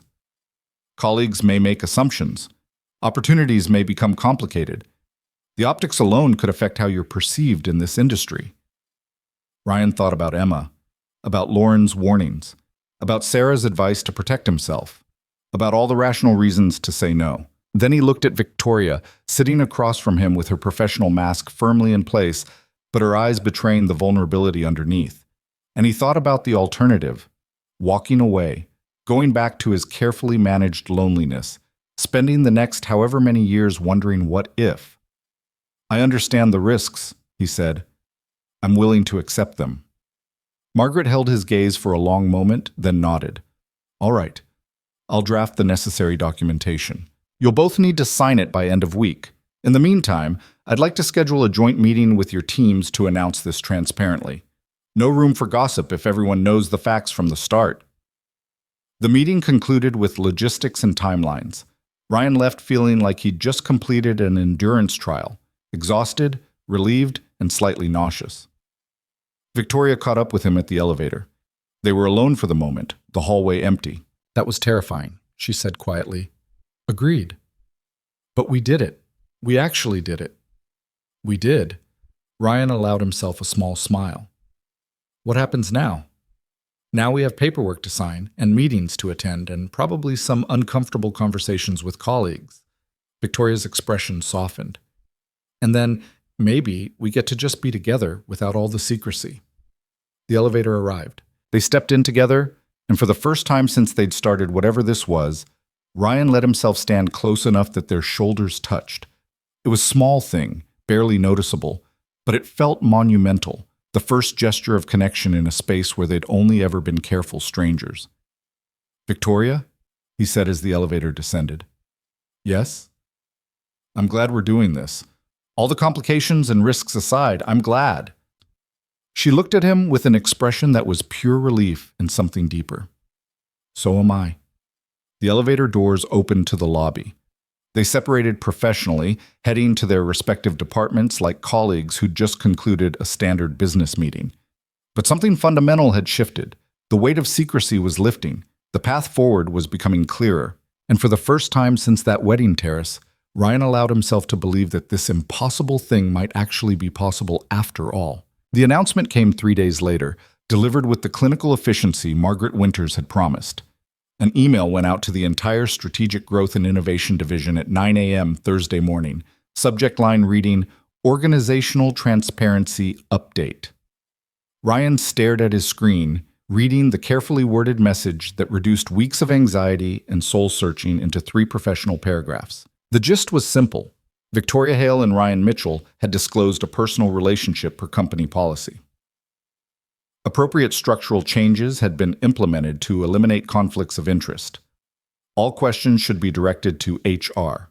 His phone started buzzing within minutes. Marcus Chan appeared at his cubicle before Ryan could even process the first text message. "Dude, what the hell?" "Good morning to you too. Don't good morning me." "You're dating Victoria Hale? Our CEO, Victoria Hale?"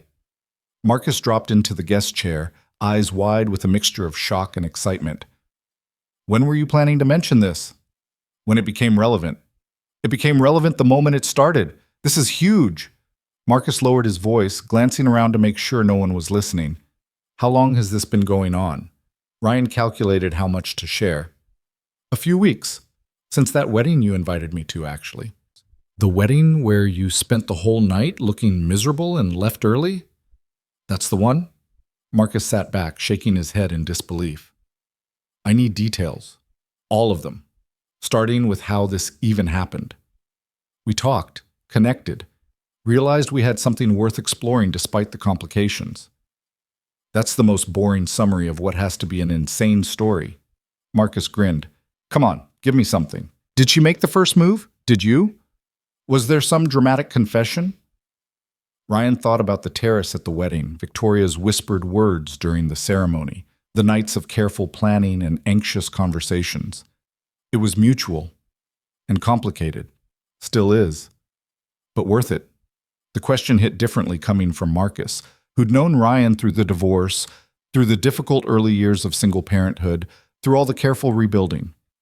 "I think so. Ask me again in a few months." Jennifer appeared next, her expression less excited and more concerned. "You okay? That email was pretty cold." "I'm fine. It's just company protocol. Still, having your personal life announced to the entire division can't be comfortable." She lowered her voice. "People are going to talk." Let them talk. We disclose properly. Everything's above board.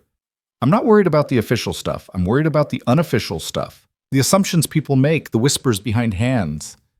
Jennifer's eyes were kind but serious. You're a good guy, Ryan. I don't want to see you get hurt by office politics. Her concern touched him more than he expected. I appreciate that. Really. But Victoria and I went into this with our eyes open. We know what we're dealing with. The morning continued in waves of reactions. Some colleagues offered congratulations with genuine warmth. Others kept their distance, perhaps unsure how to navigate the new dynamic. A few, like David from his team, made poorly disguised jokes about career advancement through unconventional means. Ryan handled it all with practiced professionalism, refusing to be drawn into gossip or speculation. But by lunch, the constant attention had worn him down. He grabbed a sandwich from the cafeteria and retreated to his car, needing 20 minutes of silence. His phone buzzed with a text from Victoria.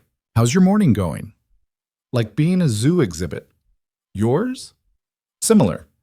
Just had a very uncomfortable conversation with the CFO about optics and board perception. Apparently my personal life is now a topic for executive discussion. I'm sorry, don't be. This is what we signed up for. A pause, then, though I'm currently hiding in my office pretending to review quarterly projections. I'm hiding in my car pretending to eat lunch. Want to hide together after work? My place? Ryan smiled despite the stress of the morning. Yes. What time? 7? I'll cook. Or attempt to cook. I should warn you my culinary skills are limited. 7 works, and I can bring takeout as backup. You're already learning how to manage my weaknesses. Good sign. The afternoon was marginally better than the morning. Ryan had back-to-back meetings that provided structure and focus, leaving less room for awkward conversations about his personal life. By 5:30, he was exhausted but functional, ready to escape the office and its relentless attention. Sarah Chen caught him at the elevator. Got a minute? They rode down together in silence until they reached the parking garage. Sarah's BMW was parked 3 spots from Ryan's Civic, a physical representation of their professional distance. How are you holding up? She asked. I've had better days. I bet. For what it's worth, I think you handled the team meeting well this morning. Professional, direct, no defensiveness. Ryan hadn't realized Sarah had been observing. Thanks. I was trying not to make it worse. You didn't. Sarah unlocked her car but didn't get in. Listen, I know today was rough. The novelty will wear off. Give it a week, maybe 2, and people will move on to the next office drama. You think so? I know so. People are curious right now because it's new and involves the CEO. But unless you and Victoria do something spectacularly inappropriate, the interest will fade. She paused. Just keep being good at your job. Let the work speak louder than the gossip. That's the plan. Sarah nodded, apparently satisfied. Oh, and Ryan? For what it's worth, I think Victoria's happy. I've worked with her for 3 years, and I've never seen her this present. So whatever you two are doing, it seems to be working. She got in her car and drove away before Ryan could respond, leaving him standing in the parking garage with an unexpected warmth in his chest. Victoria's apartment looked different the second time Ryan visited. She'd unpacked some of those boxes she'd mentioned, and there were small signs of life scattered around. A plant on the windowsill, books on the coffee table, a framed photo of what looked like her family at a beach somewhere. You've been decorating, Ryan observed, setting down the Thai food he'd brought as backup. I figured if I'm going to keep inviting you over, the place should look less like a hotel room and more like somewhere people actually live. Victoria took the food bags, examining the contents. Good call on the backup. I burned the chicken I was attempting to roast. How do you burn chicken? With determination and poor time management. She pulled out plates, dividing up pad thai and spring rolls. Want to eat on the couch? The dining table feels too formal. They settled on the couch with food and wine, and for the first time since the email announcement, Ryan felt the tension in his shoulders begin to release. This was what he'd been missing all day, just being with someone who understood, who'd survived the same gauntlet of attention and judgment. That bad, huh? Victoria asked, watching his face. Is it that obvious? You have this thing you do when you're stressed. Your jaw gets tight and you forget to blink as much. She demonstrated with an exaggerated expression that made him laugh despite himself. I don't do that. You absolutely do. I've been watching you in meetings for months. You have tells. Ryan took a bite of pad thai, considering this. What else do I do? When you disagree with something but don't want to say it out loud, you tap your index finger against whatever surface is nearest. When you're thinking hard about a problem, you bite the inside of your cheek. When Emma calls during work hours, your whole face changes. You get this soft expression like nothing else in the world matters. The observation was so specific, so attentive, that Ryan felt something shift in his chest. You really have been watching me. I told you. Months before the wedding, I noticed you. You were just too busy being professional to notice me noticing. They ate in comfortable silence for a while, the city lights spreading out below them through the windows. Ryan thought about the day, about all the reactions and assumptions and uncomfortable conversations. And then he thought about this, sitting on a couch with someone who saw him clearly and chose him anyway. Can I ask you something? Victoria said eventually. Always. Do you regret it? Going through with the disclosure? Ryan considered the question honestly. Today was hard, really hard. But no, I don't regret it. Do you? No. Though I did have a moment around noon when the CFO was lecturing me about leadership responsibility and appropriate boundaries when I wondered if running away to become a park ranger might be easier. Park ranger?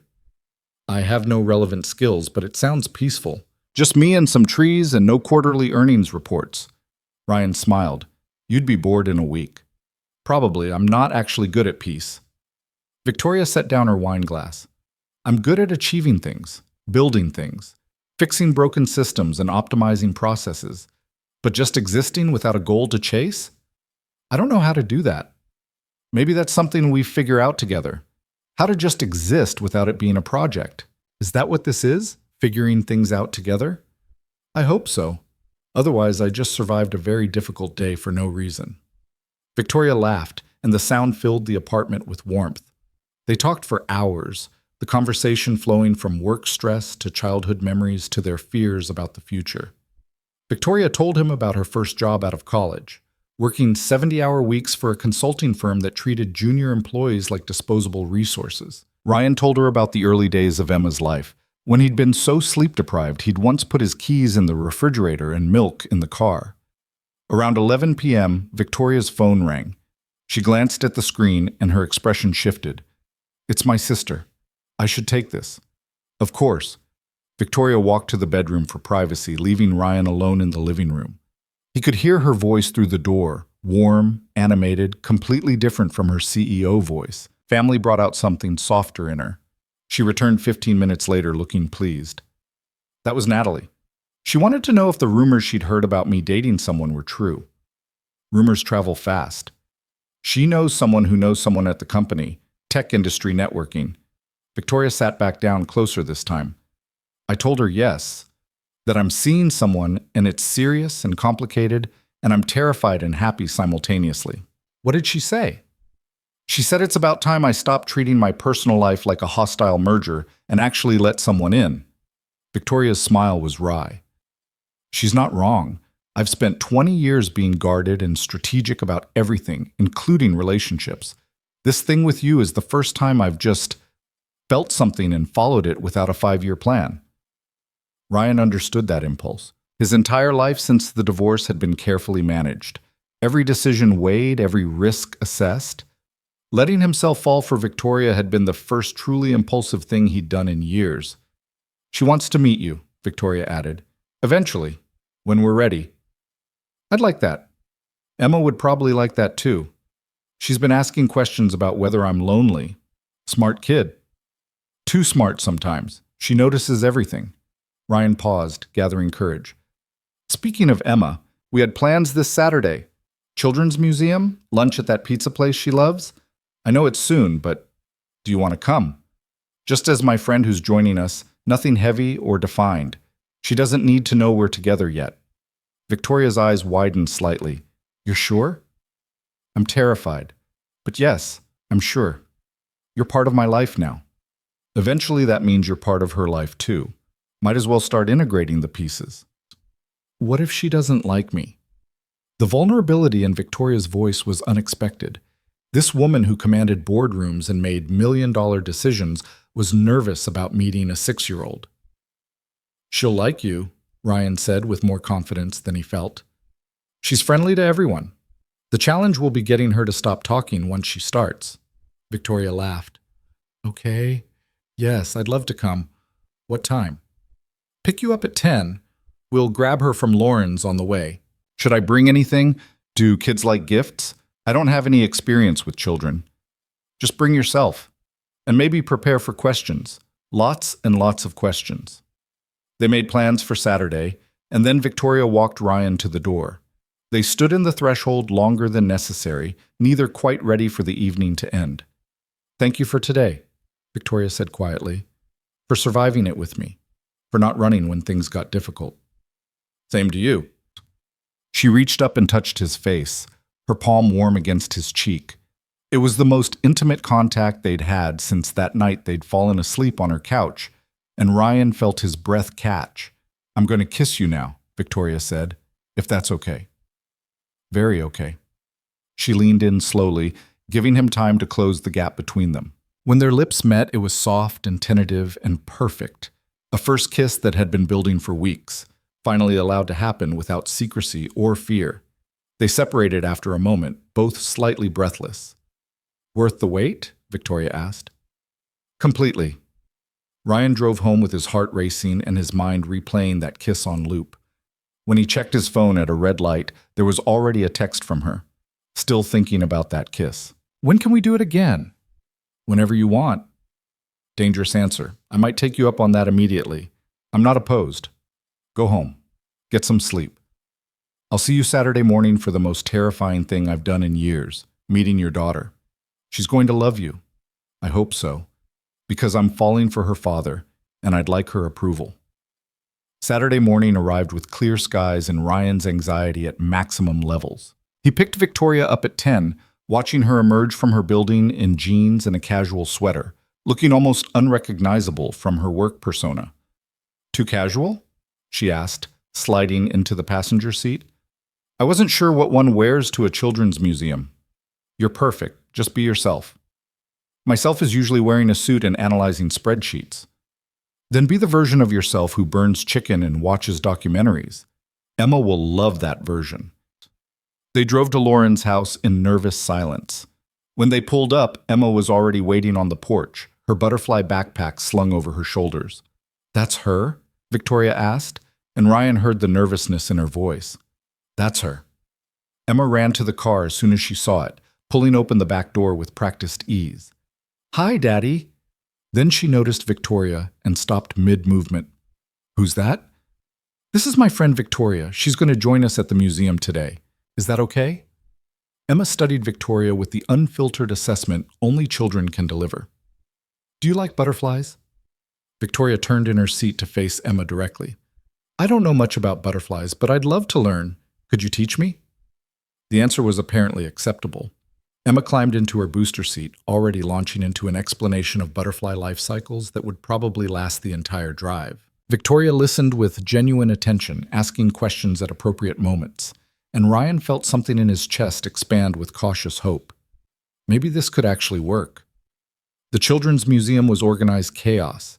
Kids running between exhibits, parents chasing toddlers, the sound of laughter and occasional tears echoing through the space. Emma grabbed Ryan's hand and pulled him toward the butterfly garden, then seemed to remember Victoria was there too. "You should come see," Emma said, extending her other hand to Victoria. Victoria took it without hesitation, and they entered the humid greenhouse filled with butterflies. Emma narrated everything, pointing out different species and reciting facts she'd memorized from books. Victoria kept pace, genuinely engaged, and Ryan watched them together with a feeling he couldn't quite name. They spent 3 hours at the museum. Emma showed Victoria how to make giant bubbles, helped her build a structure in the construction zone, and insisted she participate in the art project involving far too much glitter. Victoria handled it all with surprising grace, not once checking her phone or seeming impatient. At lunch, they sat in the pizza place Emma had chosen, a loud, chaotic restaurant with arcade games and servers who sang birthday songs every 10 minutes. Emma was working through her second slice of pepperoni when she looked at Victoria with sudden seriousness. "Are you Daddy's girlfriend?" Ryan choked on his water. Victoria remained perfectly calm. "Would that be okay with you if I was?" Emma considered this carefully. "I guess so. You're nice, and you're not scared of butterflies like Mommy's friend Kevin." "Kevin's scared of butterflies?" "He says they're flying insects and he doesn't trust things with too many legs. But butterflies only have 6 legs, which is the normal amount for insects." Emma took another bite of pizza. "Do you have any kids?" "No, I don't." "Why not?" "Emma," Ryan interjected gently, "that's a personal question." "It's okay," Victoria said. "I never met the right person to have kids with, but I like kids a lot, especially ones who know interesting facts about butterflies." Emma seemed satisfied with this answer. "Can you come to my school science fair? It's next month and I'm doing a project about monarch migration patterns." Victoria glanced at Ryan, clearly uncertain how to navigate this request. He gave her a small nod, permission to be honest. "I'd love to come if your dad says it's okay." "Daddy, is it okay?" "We'll see, Bug. Let's finish lunch first." After lunch, they walked through the park adjacent to the restaurant. Emma ran ahead, chasing pigeons and collecting interesting rocks. Victoria walked beside Ryan, their hands brushing occasionally, but not quite holding. "That was terrifying," Victoria said quietly. "You were amazing. I had no idea what I was doing. I just kept thinking, don't say anything that would scar a child for life." Ryan laughed. "You did great. She likes you." "How can you tell?" "She invited you to her science fair. She only invites people she likes to school events." Victoria watched Emma hop between shadows, her expression soft. "She's wonderful. You've done such a good job with her." "Lauren deserves credit too. We both tried to make the divorce as painless as possible for her." "Still, she's confident and curious and kind. That doesn't happen by accident." They spent another hour at the park before Emma's energy finally started to flag. Ryan drove Victoria home first, Emma chattering from the back seat about everything they'd seen that day. When they pulled up to Victoria's building, Emma said, "Can Victoria come next time too?" "Maybe, if she wants to." "I definitely want to," Victoria said, turning to smile at Emma. "Thank you for teaching me about butterflies today." "You're welcome. Next time I'll teach you about metamorphosis. That's my favorite part." Victoria got out of the car, but before closing the door, she caught Ryan's eye. The look they exchanged said everything they couldn't say out loud with Emma present: gratitude, relief, hope. That evening, after dropping Emma at Lauren's and returning to his empty apartment, Ryan called Victoria. "She's asking Lauren about you right now," he said. "I'm getting real-time updates via text." "What's she saying?" "That you're nice and you know a lot about buildings, even though you don't know much about butterflies. Also that you have pretty hair and you smell like flowers." Victoria laughed. "That's the most thorough review I've received in years. Did I pass?" "With flying colors. Lauren wants to know who you are and whether it's serious." "What did you tell her?" "That it's serious. That you're important to me. That Emma's going to be seeing more of you." Ryan paused. "Is that okay? Did I overstep?" "No, that's perfect. Because it is serious, and I am important to you, and I hope Emma does see more of me." Victoria's voice softened. "Today was one of the best days I've had in a long time. Your daughter is remarkable, and watching you be a father made me fall for you even more." Ryan felt his throat tighten with emotion. "She loved you. I could tell. The feeling's mutual. I had no idea I could feel this way about someone else's kid, but there was this moment when she was explaining butterfly wing patterns, and I just thought I would protect this child with my life." That's parenthood. It sneaks up on you. They talked until nearly midnight, processing the day and everything it meant. Tomorrow would bring new complications, more office gossip, more navigation of their public relationship, more careful balancing of personal and professional spheres. But tonight, Ryan let himself feel something he hadn't allowed in months: uncomplicated happiness. He'd brought together two parts of his life that he'd kept carefully separated, and instead of disaster, there'd been connection. Emma liked Victoria. Victoria adored Emma, and Ryan was falling for both of them in ways that felt terrifying and exactly right. Monday brought a shift in office dynamics. The initial frenzy of gossip had cooled into something more manageable. Curious glances instead of outright staring, a few genuine congratulations from colleagues who seemed happy for them. Ryan's team meeting went smoothly, with only one awkward moment when someone made a joke about executive connections that landed poorly and was quickly moved past. Sarah pulled him aside after the meeting. Things settling down? Slowly. I think people are getting used to the idea. Good. Your quarterly projections look strong, by the way. Keep that momentum going and the relationship will just be background noise. That became Ryan's strategy. Let the work speak louder than the personal drama. He threw himself into projects with renewed focus, delivered presentations that exceeded expectations, and made sure every interaction was professional and competent. Victoria did the same from her position, maintaining appropriate distance in public while building their private relationship in the spaces between work. They texted throughout the day, met for lunch in neutral locations, and spent evenings at her apartment or his, carefully timing their schedules around Emma's custody schedule. 3 weeks after the public disclosure, they had dinner with Victoria's sister Natalie, who flew in from Boston for the weekend. She was younger than Victoria by 4 years, warmer in her initial approach, with an easy laugh and direct questions. "So you're the one who finally cracked my sister's armor," Natalie said over appetizers. "I'm not sure I cracked anything. We just found each other." "Don't let him be modest," Victoria interjected. "He absolutely cracked my armor. I was perfectly content being alone and miserable before he showed up." Natalie studied Ryan with open curiosity. "And you have a daughter?" "Emma, she's 6. Victoria told me. She also told me she's terrified of being a stepmother figure." "Natalie," Victoria warned. "What? You said it. I'm just repeating it." Natalie grinned at Ryan. "She called me at 2 a.m. last week, panicking about whether she was doing enough, being present enough, whether Emma would eventually resent her for taking up your time." Ryan looked at Victoria, who was suddenly very interested in her wine glass. "You didn't tell me you were worried about that." "Because it's irrational. Emma likes me. You've said so multiple times." "Liking you and accepting you as a permanent fixture are different things," Ryan said gently. "But we're not there yet. We're still figuring this out day by day." "See?" Natalie pointed at Ryan. "This one gets it. You don't have to have everything figured out immediately, Vic. You can just exist in the uncertainty for a while." The evening continued with easier conversation, stories from their childhood, questions about Ryan's work, and his approach to parenting. By the end, Natalie pulled him aside while Victoria was in the restroom. "Take care of her," Natalie said quietly. "She's tougher than anyone I know, but she's also more fragile than she lets on. Don't break her heart." "I'm trying not to." "Good.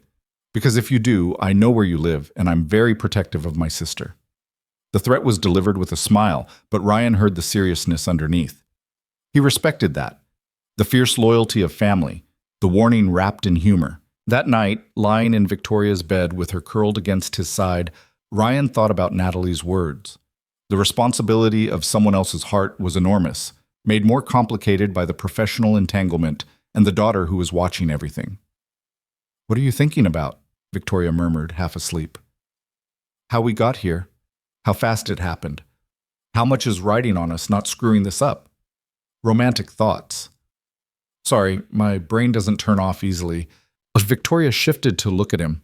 "Mine neither. Which is why I'm awake wondering the same things. Are we moving too fast? Are we being reckless? What happens if this doesn't work out? Do you want to slow down?" She was quiet for a long moment. "No." "Do you?" "No. But I think we should be honest about the fear. Acknowledge that we're building something with high stakes and no guarantee of success." "Very corporate of you, acknowledging risk factors." Ryan smiled. "I learned from the best CEO I know." "Flatterer." Victoria kissed him softly. "But you're right. We should talk about the scary stuff instead of pretending it doesn't exist. So here's something scary. I'm falling in love with you. Past tense falling, present tense have fallen.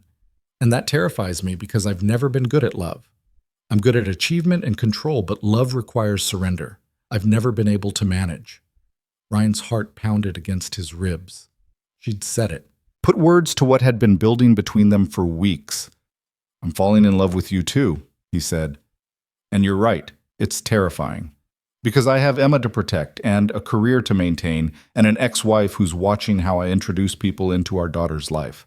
But I also know that what we have is real, worth the fear, Worth the risk. Victoria pressed her forehead against his. Promise me something. Anything. Promise me that if this gets too hard, if the complications become too much, we'll talk about it instead of just walking away. That we'll fight for this instead of giving up at the first major obstacle. I promise. Same to you? Same to me.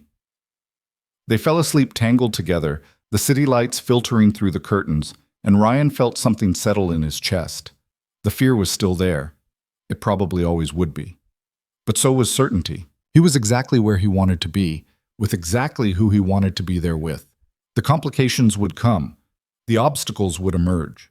But for now, in this moment, everything felt possible. The complications Ryan had been bracing for arrived on a Tuesday morning in late November, delivered through an unexpected phone call from Lauren. We need to talk, she said without preamble. About Victoria. Ryan had just arrived at his desk, coffee still steaming in his hand. What about her? Emma won't stop talking about her. At dinner last night, she spent 20 minutes explaining how Victoria helped her understand fractions using pizza slices. This morning, she asked if Victoria could come to Thanksgiving. Ryan's stomach tightened. I didn't know she'd mentioned that. She didn't just mention it. She's building this whole fantasy about Victoria being part of our family events. And Kevin asked a reasonable question. Who is this woman, and why is she suddenly so important to our daughter? She's someone I'm seeing, someone serious. How serious? Because Emma's 6, Ryan. She gets attached easily. If this relationship doesn't work out, she's the one who'll be hurt. It was the same concern Lauren had expressed weeks ago, but now with more urgency. Ryan rubbed his eyes, feeling the weight of divided loyalties. I understand that, but I can't keep Victoria separate from Emma forever. She's part of my life now. Then maybe you need to be more certain before integrating her into Emma's life. Our daughter's already been through one family breakdown. She doesn't need another. The accusation stung, even though Lauren's tone remained measured. That's not fair. I'm being careful. Victoria and I have been together for 2 months, and we're taking things slowly. 2 months isn't very long.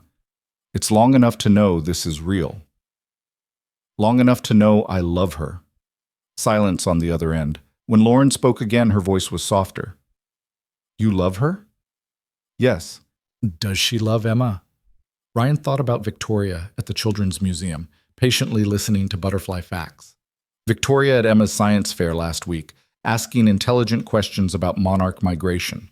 Victoria who texted him pictures of interesting caterpillars she saw because she knew Emma would love them. Yes, he said. She does. Lauren exhaled slowly.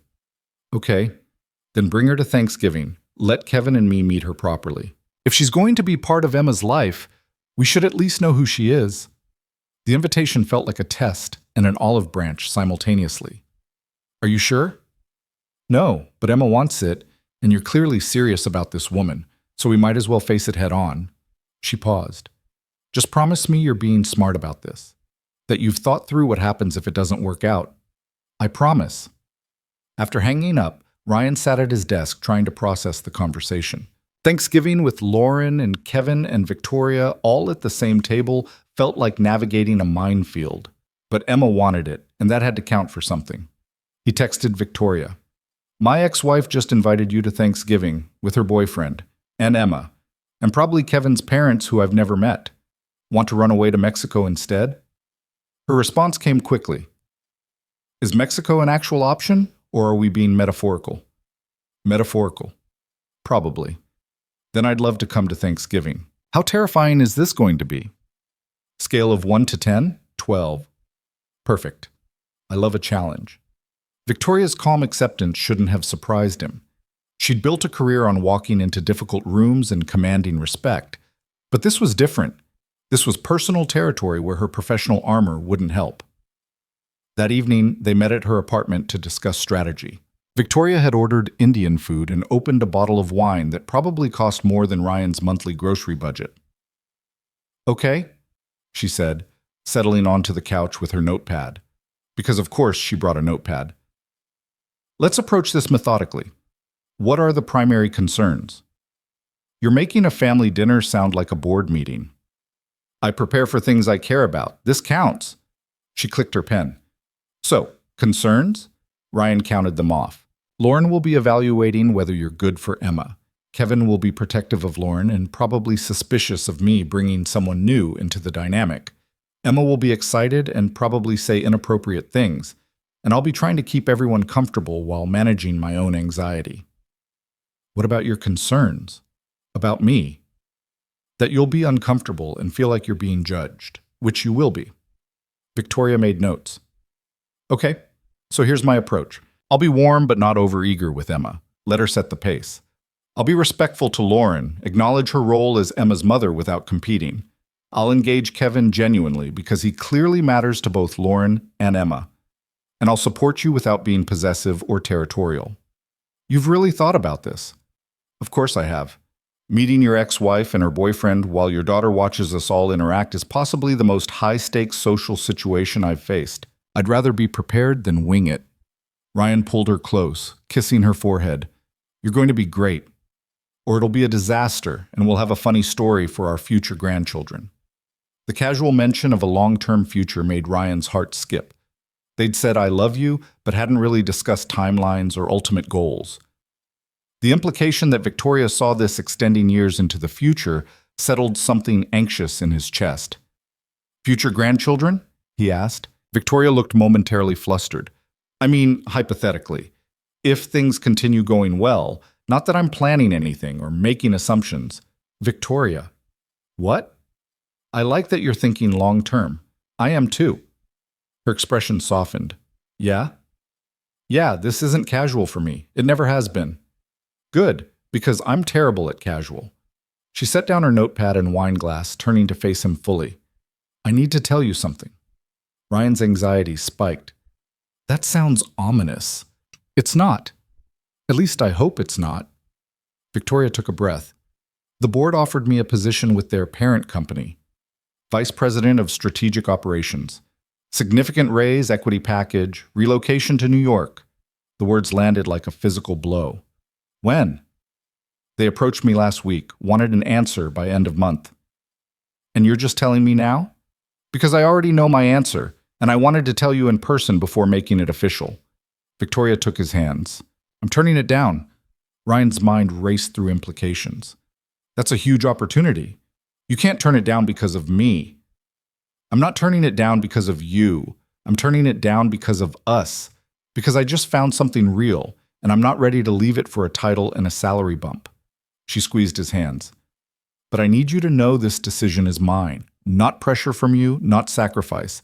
My choice.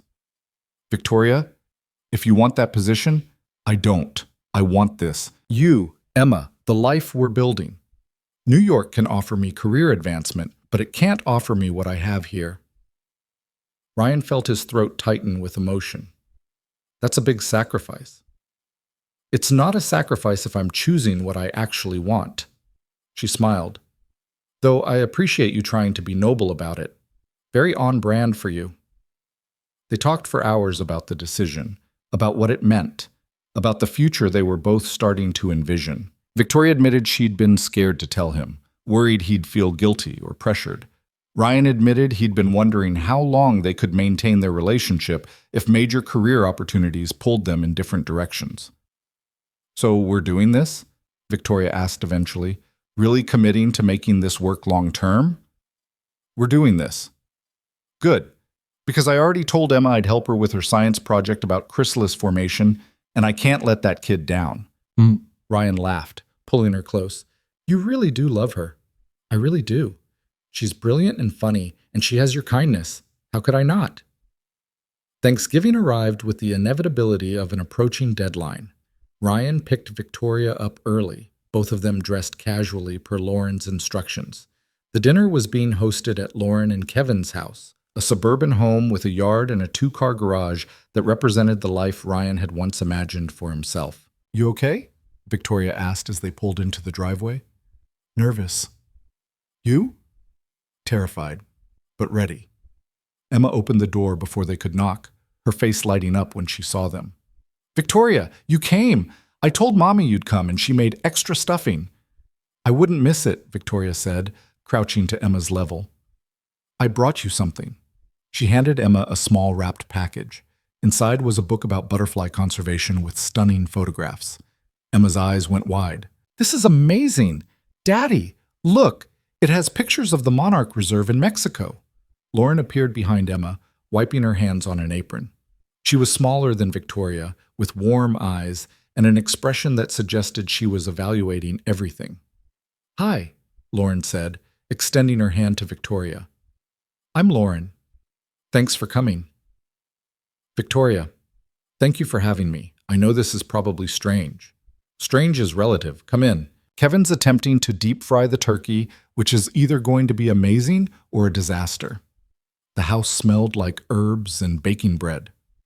Kevin emerged from the kitchen, tall and friendly, with an easy smile that reminded Ryan why Lauren had chosen him.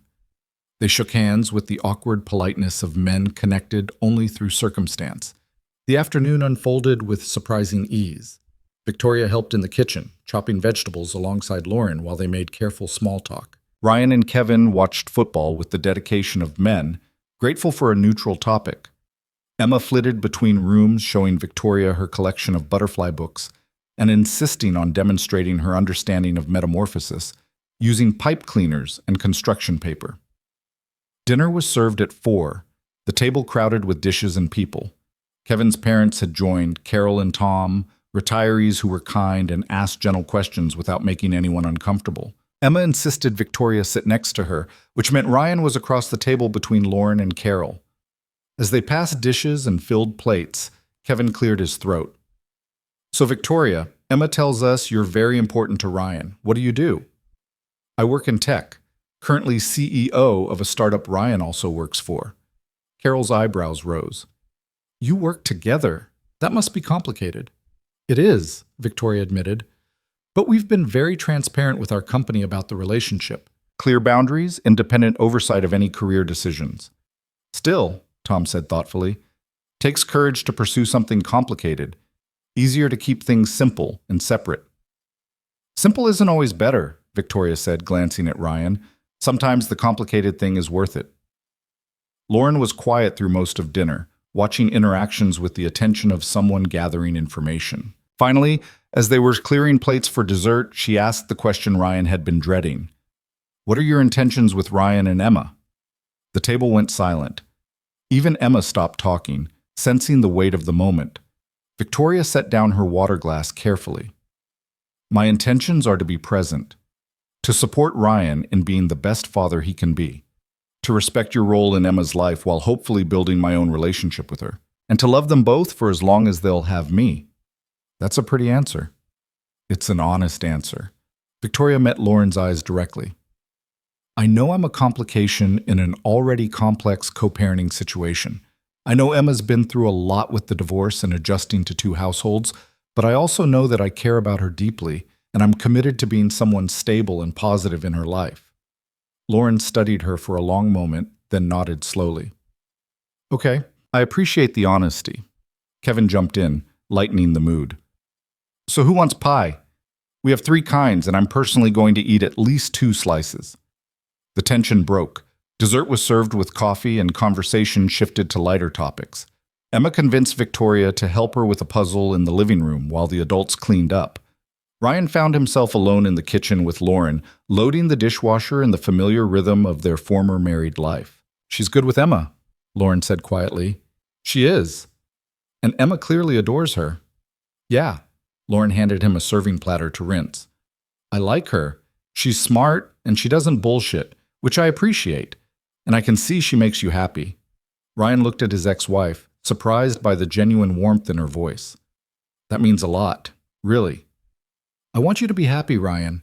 Despite everything that happened between us, you're a good person and a great dad. You deserve someone who sees that." She paused. "Just take care of Emma through this transition. Make sure she understands that Victoria isn't replacing me." "Never. You're her mom. Nothing changes that."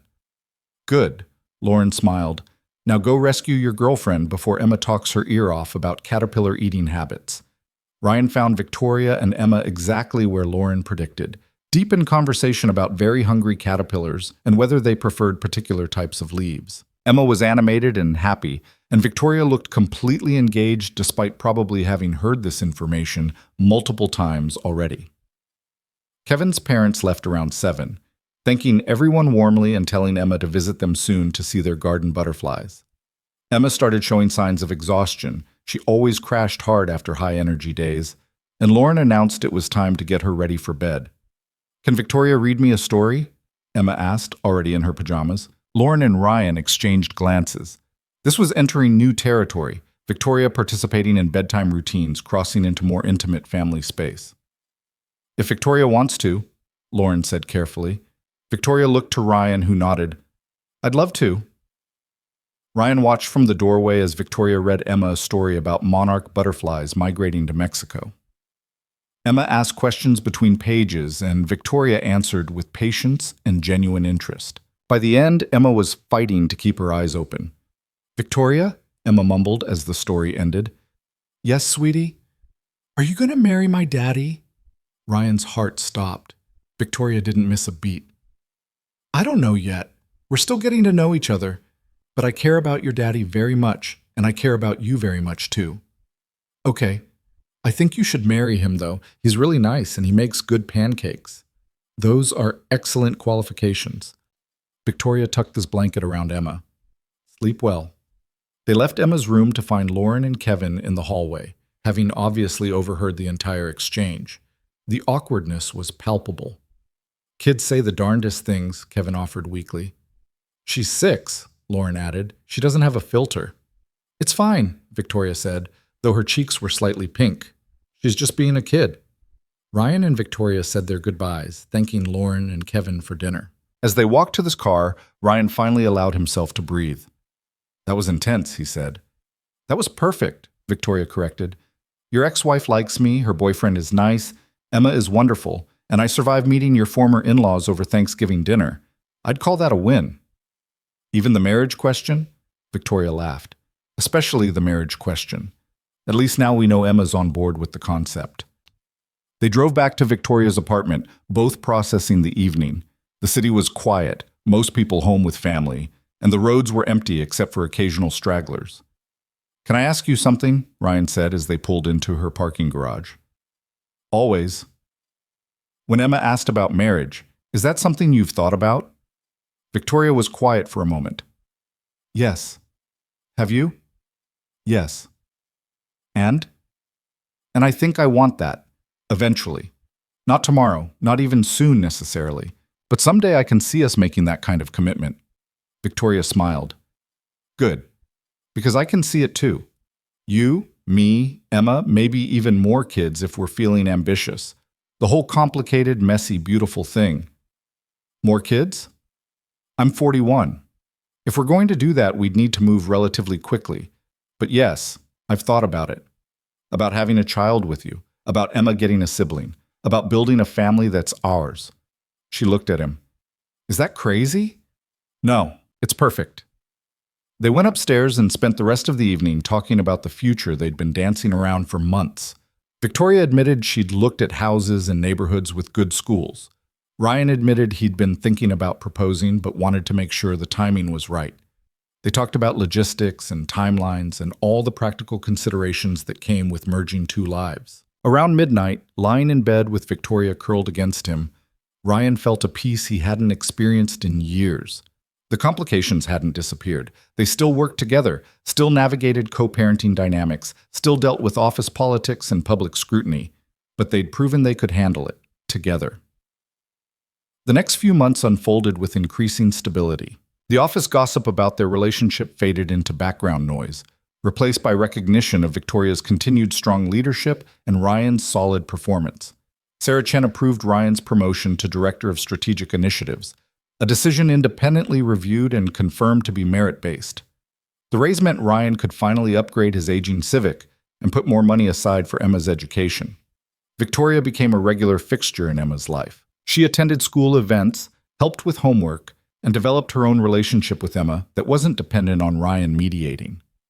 Lauren warmed to the arrangement, appreciating that Victoria respected boundaries while genuinely caring for Emma. In February, Ryan and Victoria took Emma to the Butterfly Conservatory. a weekend trip they'd been planning for months.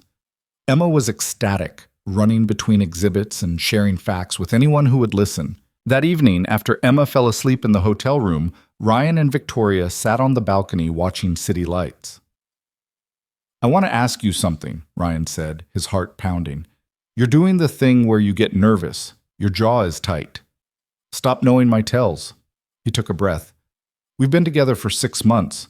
We've navigated more complications in that time than most couples face in years. And through all of it, you've been patient and kind and completely yourself." "Ryan, let me finish, please." He pulled a small box from his pocket. "I'm not asking you to marry me right now. I know we said we'd take our time, and I want to respect that. But I want you to know my intentions. I want to build a life with you. I want to marry you someday soon. And I want you to have this as a promise that I'm committed to that future." He opened the box to reveal a simple diamond ring.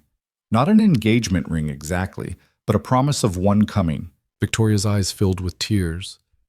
"You're really doing this?" "I'm really doing this." "What do you say?" "I say yes. To the future, to the promise, to all of it." She let him slip the ring onto her right hand. "I love you, Ryan Mitchell. You and your daughter, and this complicated, beautiful life we're building." They kissed on the balcony while the city sparkled below them, and Emma slept peacefully inside. It wasn't a proposal yet, but it was a commitment, a recognition that they'd both chosen this path and were willing to walk it together. 3 months later, in May, Ryan actually proposed. He'd planned something elaborate at a fancy restaurant, but Emma got sick the night before, and they ended up at his apartment with soup and animated movies. Victoria showed up with medicine and popsicles, and somewhere between checking Emma's temperature and convincing her to eat crackers, Ryan realized this was the moment. "Marry me," he said, while Victoria was washing dishes and Emma was dozing on the couch. Victoria turned, soap suds on her hands. "What?" "Marry me. Not someday soon, soon. This summer, next month, whenever you want. But marry me and let's make this official." "You're proposing while I'm doing your dishes?" "I'm proposing while you're taking care of my daughter during a stomach bug, which is basically the most romantic thing you can do in my world." Victoria laughed through tears. "Yes. Obviously, yes. Did you think I'd say anything else?" They got married in August, a small ceremony at the same waterfront venue where they'd first connected. Emma was the flower girl, wearing a dress she'd picked out herself and carrying a basket of real butterflies that were released at the end of the ceremony. Lauren and Kevin attended, as did Victoria's sister and the handful of friends they'd each collected over the years. Sarah Chen officiated, having gotten ordained online specifically for the occasion. Her speech was perfect, acknowledging the complications they'd navigated, the courage it took to choose difficult love over easy distance, and the hope that their commitment represented. When Ryan and Victoria exchanged vows, they didn't use traditional language. Instead, they spoke honestly about what they were promising, to support each other's ambitions, to protect Emma's well-being, to navigate professional complications with integrity, to choose communication over assumption, to fight for their relationship instead of giving up when things got hard. Emma stood between them as they exchanged rings, and when the ceremony concluded, she threw her arms around both of them. "Now we're a real family," she announced to the gathered guests. And they were. Complicated, unconventional, built from the pieces of previous lives and choices made despite all rational warnings. But real. And chosen. And exactly what both Ryan and Victoria needed. The reception was small and intimate. Marcus gave a toast about how Ryan had been miserable for years, and Victoria had clearly performed a miracle. Natalie told embarrassing stories about Victoria's terrible dating history and expressed relief that she'd finally found someone worthy. Lauren stood up unexpectedly and said something brief and kind about how happy she was that Emma had another adult in her life who loved her fiercely. As the evening wound down, Ryan found himself standing at the edge of the water with Victoria, watching the sun set over the same view where she'd first told him to look at her instead of the bride. "You know what I was thinking during that wedding?" Victoria asked, leaning against him. "What?" "That I was tired of being alone. That I wanted something real even if it was complicated. That the man sitting 3 rows back looked like he understood exactly what I was feeling." "I did. I was thinking the same thing. And now here we are, married. with a daughter who's currently convincing your best friend to show her how to do the worm on the dance floor. Ryan looked back at the reception area where Emma was indeed attempting an elaborate dance move with Marcus's dubious instruction. She's going to hurt herself. Probably, but she'll have fun doing it. Victoria turned to face him fully. Thank you. For what? For taking the risk. For seeing past all the reasons this shouldn't work and choosing to try anyway. For bringing me into your life and Emma's life and being patient while I figured out how to fit. Thank you for the same. For choosing me when you could have had anyone. For loving my daughter like she's yours. For turning down New York and staying here because this mattered more. They kissed as the sun disappeared below the horizon, and Ryan felt the final piece of uncertainty dissolve. This was his life now. Messy and complicated and requiring constant navigation of professional boundaries and co-parenting dynamics and the opinions of people who had thoughts about CEOs dating employees. But it was also filled with Emma's laughter and Victoria's steady presence and the knowledge that he'd found someone who saw all of him, the devoted father, the competent professional, the scared man trying to do right by everyone, and loved him anyway. 6 months after the wedding, Victoria discovered she was pregnant. The news came as a surprise despite their discussions about wanting more children. Emma was thrilled at the prospect of a sibling, already making plans about teaching the baby about butterflies. Lauren was supportive, offering advice and hand-me-down baby items. The office adjusted their reporting structures again to account for Victoria's maternity leave. The baby, a girl they named Claire, arrived in April on a rainy Tuesday morning. Emma was at school when Victoria went into labor, so Ryan called Lauren to arrange an early pickup. By the time Emma arrived at the hospital, Claire had been born and Victoria was exhausted but glowing. Emma approached the hospital bed cautiously, eyes wide as she looked at her new sister. She's so small. She'll get bigger, Victoria promised. Want to hold her? Ryan helped Emma settle in a chair and carefully placed Claire in her arms. Emma's expression transformed into pure wonder. Hi, Claire, she whispered. I'm your big sister. I'm going to teach you everything about butterflies and how to ride a bike and which foods are best at the cafeteria. Ryan stood with his arm around Victoria, watching his 2 daughters meet for the first time, and felt his throat tighten with overwhelming emotion. This was his family, built from divorce and corporate complications and a moment of connection at a wedding. Unconventional and sometimes difficult and absolutely perfect. Work continued to be complex but manageable. Ryan's role as director of strategic initiatives kept him busy, but allowed for flexibility when family needed him. Victoria returned from maternity leave to find the company thriving under the interim CEO's leadership, and she settled back into her role with renewed energy and perspective. They bought a house. Nothing extravagant, but with 4 bedrooms and a yard where Emma could chase butterflies and Claire could eventually learn to walk. Lauren and Kevin bought the house next door 6 months later, creating an unconventional co-parenting situation that raised eyebrows but worked perfectly for their blended family. Emma's science fair project on monarch butterfly conservation won first place in her grade.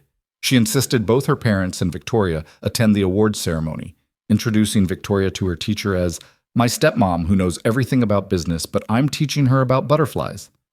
On Claire's first birthday, they gathered at the house. Ryan, Victoria, Emma, Lauren, Kevin, Natalie, Marcus, Sarah Chen, and a collection of friends and colleagues who'd watched their relationship navigate every obstacle. Emma helped Claire smash her first birthday cake while adults laughed and took too many photos. Later that evening, after everyone had left and both girls were asleep, Ryan and Victoria sat on their back porch watching fireflies emerge in the dusk. Do you ever think about how unlikely this all was? Victoria asked. That we found each other. That it worked despite everything. All the time. Sometimes I still can't believe you looked at me during that ceremony instead of the bride. Best decision I ever made. Victoria took his hand, the promise ring he'd given her now paired with a wedding band. Though I'm pretty sure the best decision you ever made was texting me after that wedding instead of pretending it never happened. Definitely my best decision? Well, second best. First best was having Emma. Fair. She did come first. They sat in comfortable silence, the accumulated peace of shared life settling around them. The complications hadn't disappeared. They still worked together, still navigated co-parenting schedules, still dealt with people who had opinions about their unconventional family structure. But they'd learned to handle it. Built systems and boundaries and trust. Inside the house, Claire started crying. Victoria moved to stand, but Ryan touched her arm. I've got her. You've been up since 5. We both have. Then we're both exhausted, but I'm slightly less exhausted, so I'll handle this one. Ryan went inside to comfort his daughter while Victoria remained on the porch, listening to his voice through the baby monitor as he sang an off-key lullaby. This was their life. The 2 a.m. feedings and the school drop-offs and the juggling of careers and kids and the constant negotiation of time and energy. But it was also the quiet moments on the porch, the way Emma still insisted on butterfly facts at dinner, the weight of Claire sleeping on Ryan's chest, the knowledge that they'd built something lasting from what should have been impossible. Victoria thought back to that night at the wedding, standing on the terrace in an emerald dress, tired of performing strength and desperate for something real. She'd told Ryan to stop looking at the bride and look at her instead, not knowing it would change everything. Now, almost 2 years later, she didn't have to ask him to look at her. He saw her completely, the driven CEO and the uncertain stepmother, the strategic thinker, and the woman who burned chicken, all of it integrated into the person she actually was rather than the role she performed.